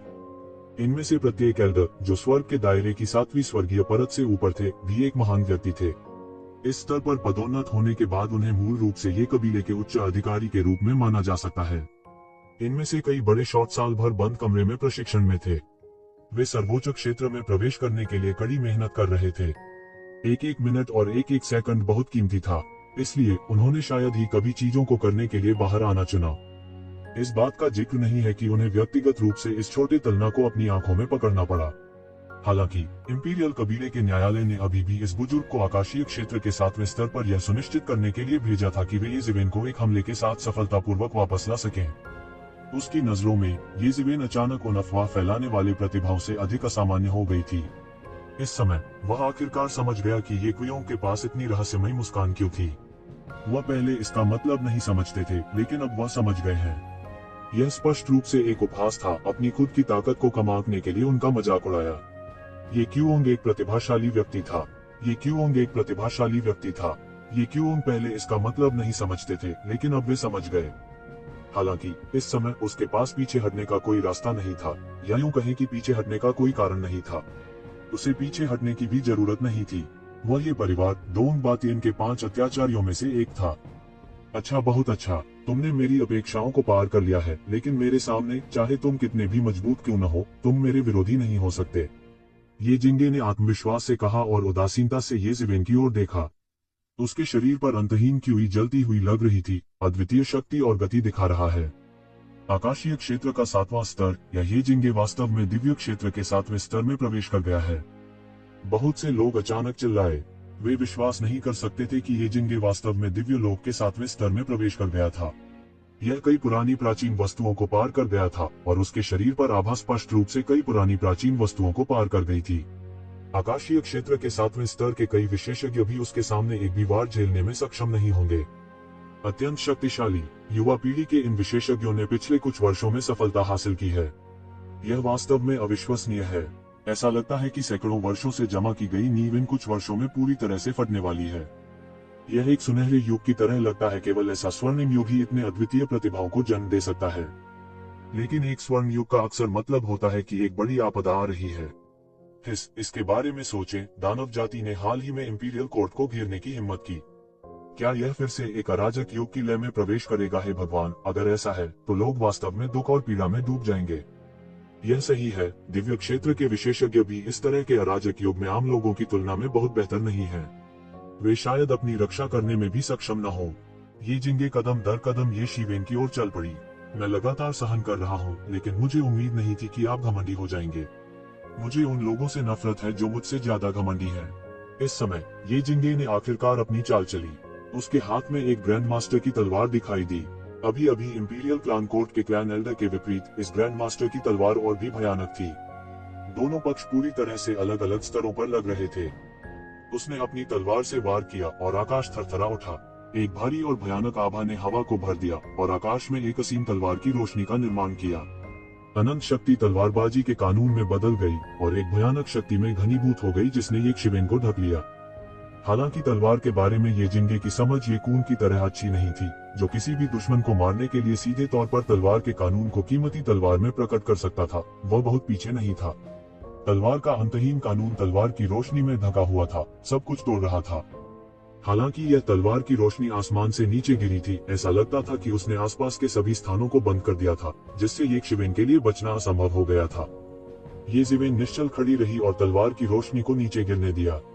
हर तरफ तबाही के नजारे भरे हुए थे। इस तलवार की रोशनी के सामने शून्य पूरी तरह से ढह चुका था। ऐसा लग रहा था मानो तलवार की यह रोशनी दुनिया को तबाह कर सकती है। हालांकि उनके हाव भाव में जरा भी बदलाव नहीं आया। यह अभी भी एक चेहरा था जो अनादिकाल से नहीं बदला था, दर्पण की तरह शांत और शांत। इस समय ये शिवेन बस जोर से चिल्लाया और उसके दो बड़े हाथ सीधे पकड़ लिए, जिससे आकाश में फैली आपदा ऊर्जा टूट गई। अंतहीन क्यूई उसके हाथों में उबल गया और उसने सीधे तलवार की रोशनी को मौके पर ही पकड़ लिया। बूम! उनके हाथ तलवार की तेज से भयंकर रूप से टकराए। वह दैवीय तेज जो प्रत्यक्ष रूप से प्रस्फुटित हुआ, उसने पूरे आकाश को हिंसक रूप से हिला दिया। तुम मौत को दावत दे रहे हो। तुम्हारी तलवार की आभा को अपने नंगे हाथों से लेने की हिम्मत कैसे हुई? भले ही तुम्हारा भौतिक शरीर स्वर्ग स्तर के हथियार के बराबर हो, फिर भी तुम मेरी तलवार की आभा के नीचे दुखद रूप से मर जाओगे। ये जिंगे ने यह दृश्य देखकर उपहास किया और उसके मुंह के कोने पर एक क्रूर मुस्कान दिखाई दी। वह इस आदमी को मारने के लिए और इंतजार नहीं कर सकता था जो उसकी गरिमा को भड़काने की कोशिश कर रहा था। इस समय उसने एक शिवेन को मारने का एक बहाना भी सोचा। वह कहेगा कि एक शिवेन ने कानून प्रवर्तन का विरोध किया। जब उसने ये शिवेन को मार डाला तो एक मरे हुए आदमी के लिए कौन बोलेगा? यहाँ तक अगर कानून प्रवर्तन हॉल ने मामले को आगे बढ़ाया तो भी ये शिवेन को इंपीरियल कबीले के न्यायालय की सुरक्षा के साथ कुछ समय के लिए ही सीमित रखा जाएगा। इससे कुछ भी प्रभावित नहीं होगा। ये कबीले की हर ताकत ने अपनी प्रतिभाओं को बहुत महत्व दिया और उनकी रक्षा की। अन्यथा ये शिवेन इंपीरियल कबीले के दरबार में कहर बरपाने बाद सकुशल बच निकलने में सक्षम नहीं होता। वास्तव में वह भी जमीन पर नहीं चढ़ा था। यह सच था कि एक शिवेन सही थी, हालांकि उसके पीछे कानून प्रवर्तन हॉल ने भी महत्वपूर्ण भूमिका निभाई थी। अचानक उसे आभास हुआ कि कुछ गड़बड़ है। उसने देखा कि एक बर्फ सफेद हाथ सीधे उसकी तलवार की रोशनी में घुस गया और उसे मौके पर ही पकड़ लिया, जिससे भयानक तलवार की रोशनी बीच से नीचे गिर गई। असंभव! यह किस प्रकार का भौतिक शरीर है? यह मेरी तलवार तकनीक का विरोध कैसे कर सकता है? मुझे भयानक आभा क्यों महसूस होती है? ये जिंगे के बड़े हाथ से अपनी तलवार की रोशनी को चूर चूर होते देख ये जिंगे चौंक गया। वह बार बार पीछे हट गया और उसने जिस अंतहीन तलवार की रोशनी का निर्माण किया था वह मौके पर ही ढह गई। मरना! इस समय ये शिवेन पहले ही आकाश में फैली तलवार की आभा को पकड़कर और बुझाकर ये जिंगे के सामने दौड़ पड़ी थी। उसने अपनी हथेली से वार किया, जो तुरंत आकाश और इतिहास की नदी में घुस गया। इस समय ये शिवेन युद्ध के अजेय देवता की तरह थी। वह अत्यंत भयानक था। अगर कोई साधारण व्यक्ति होता तो वे एक शिवेन की आभा से ही डर जाते।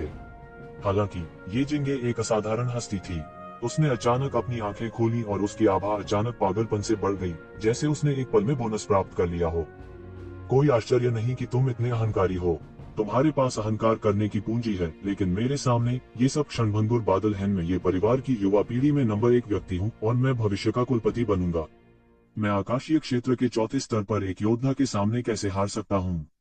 ये जिंगे ने ठंडेपन से कहा। उसके शरीर पर आभा हलकों में फैल गई, जिससे दूधिया सफेद प्रभामंडल निकल रहा था।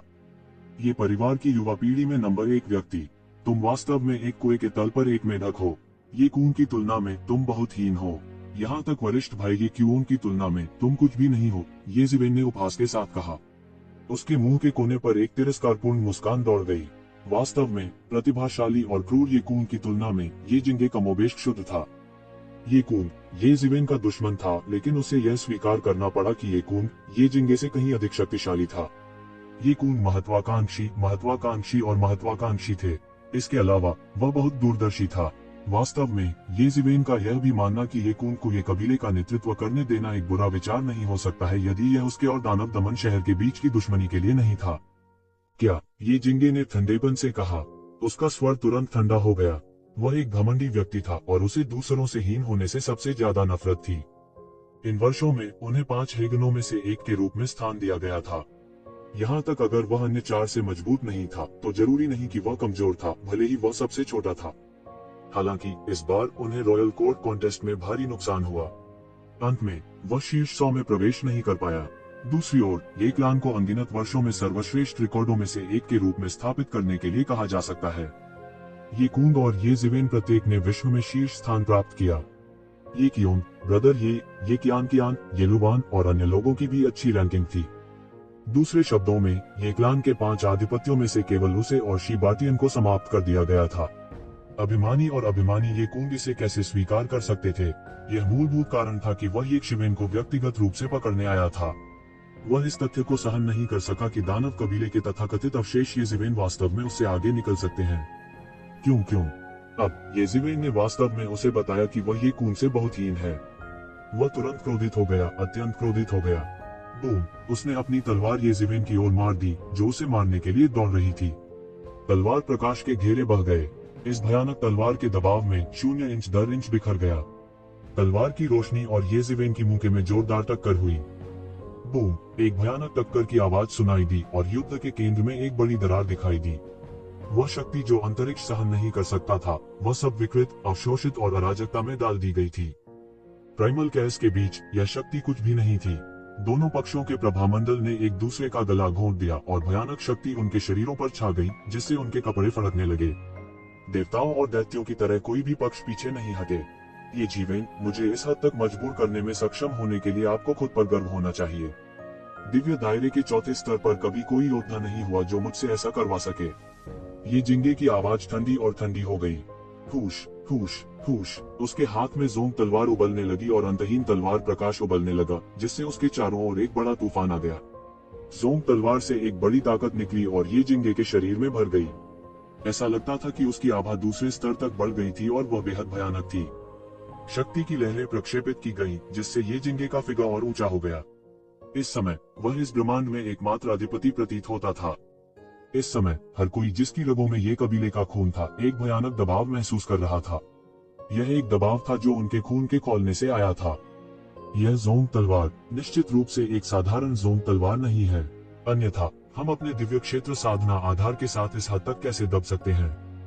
आमतौर पर कहा जाए तो जैसे जैसे व्यक्ति का साधना आधार धीरे धीरे बढ़ता है, रक्तरेखा का प्रभाव सामान्य परिस्थितियों में कम होता जाता है, जब तक कि कुछ शुद्ध रक्त वाली नस्लें न हों। ऐसा इसलिए था क्योंकि उनका पुनर्जन्म होना शुरू हो जाएगा।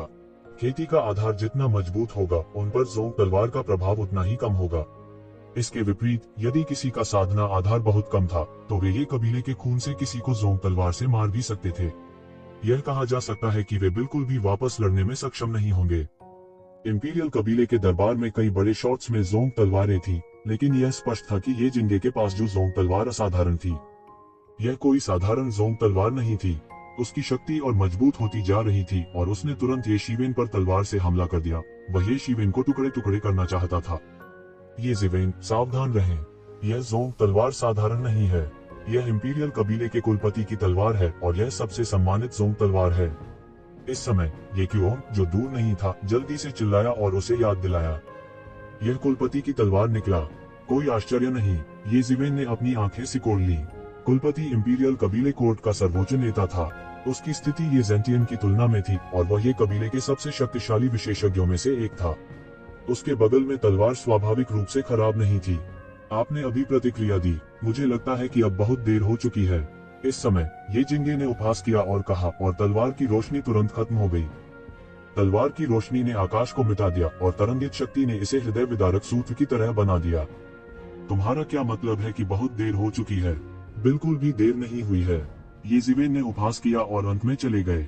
उसने अपने बड़े हाथ से पकड़ लिया और एक पल में आकाश फटा हुआ लग रहा था।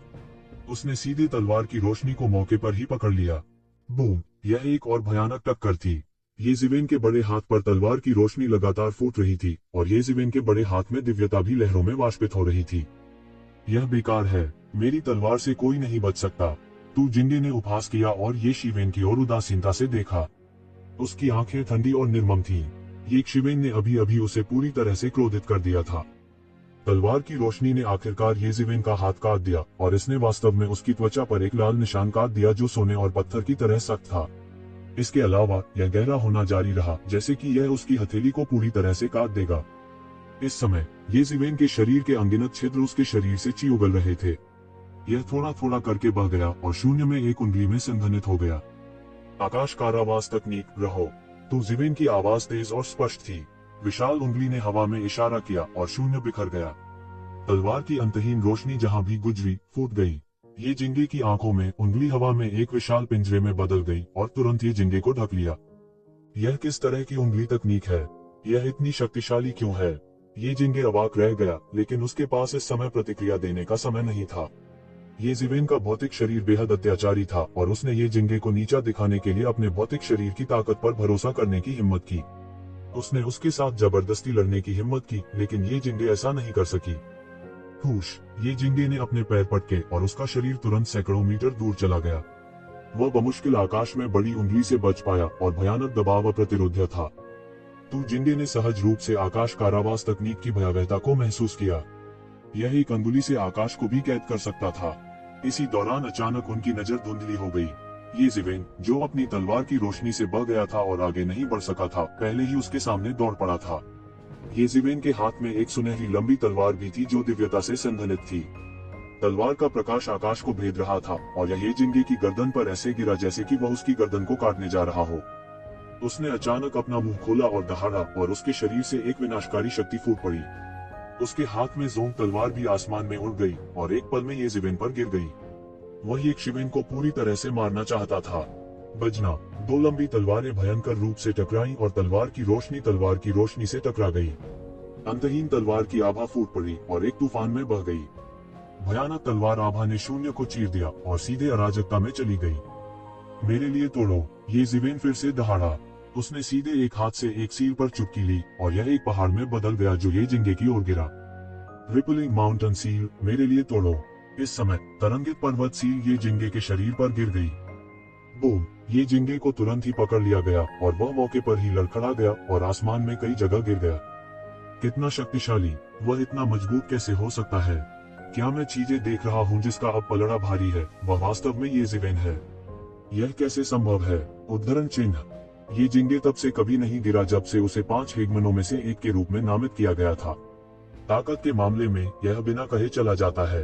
वह अभी भी येज़िवेन का विरोधी कैसे नहीं हो सकता है? अब युवा पीढ़ी ने स्वर्ग के दायरे के 7वें स्तर पर एक के बाद एक कदम रखा है। यह येज़िवेन और भी असामान्य है। मुझे याद है कि जब वह पहली बार आया था तो उसने कानून घोषणा क्षेत्र में अभी कुछ समय पहले ही कदम रखा था। अब वह पहले से ही इतना शक्तिशाली है। अब से यह भयानक होगा। वह हमारे ये कबीले में मात्र 1 दर्जन वर्षों से है। मुझे नहीं पता कि ऐसी अद्वितीय प्रतिभा हमारे ये कबीले के लिए वरदान होगी या अभिशाप। बूम! पूरा आकाश बेतहाशा कांपने लगा और भयानक उतार चढ़ाव आकाश में बढ़ गए। इसके अलावा आकाश में बादल छट गए। आंदोलन पहले से भी अधिक बड़ा था और इसने सीधे तौर पर कई पुरानी प्राचीन वस्तुओं को प्रतिक्रिया देने के लिए प्रेरित किया जो ये कबीले की गहराई में एकांत में थी। वे यह पता लगाने के लिए अपनी आत्मा के साथ जांच करना चाहते थे कि क्या हो रहा है। अंतहीन तूफान ने आकाश में धुएं और धूल को उड़ा दिया, जिससे लोगों को स्पष्ट रूप से देखना मुश्किल हो गया। जब सबने साफ देखा तो उन्होंने एक बेहद चौंकाने वाला दृश्य देखा। ये जिंगे, जो मूल रूप से सोचते थे कि उनका पलड़ा भारी है, ने येशिवेन को डरावने चेहरे के साथ देखा। येज़िवेन का हाथ सीधे शून्य में घुस गया और ये जिंगे की गर्दन पकड़ ली। उसका बड़ा हाथ लोहे के घेरे की तरह था जो ये जिंगे के शरीर के चारों ओर कसकर लिपटा हुआ था। आह, ये जिंगे चिल्लाए। उसका चेहरा पीला पड़ गया था और उसकी गर्दन को ये शिवेन ने लगभग तोड़ दिया था। ये जिवेन एक राक्षस की तरह भयानक थी। उसने ये जिंगे की गर्दन पकड़ ली जैसे कि वह एक छोटे चूजे को लिए हुए हो। ये जिंगे के सभी प्रतिरोधों को दबाते हुए सी शब्द की शक्ति लगातार बाहर निकल रही थी। इसलिए अगर ये जिंगे विरोध करना भी चाहती थी तो यह बेकार था। ये शिवेन को हिलाने का कोई तरीका नहीं था। उसे केवल मरे हुए कुत्ते की तरह पकड़ा जा सकता था। कैसे, यह कैसे संभव है? हर कोई हक्का बक्का सा लग रहा था। वे अविश्वास में उनके सामने के दृश्य को देख रहे थे। ये जिंगे कौन थी? वह इतनी आसानी से एक शिवेन द्वारा कैसे पकड़ा जा सकता है?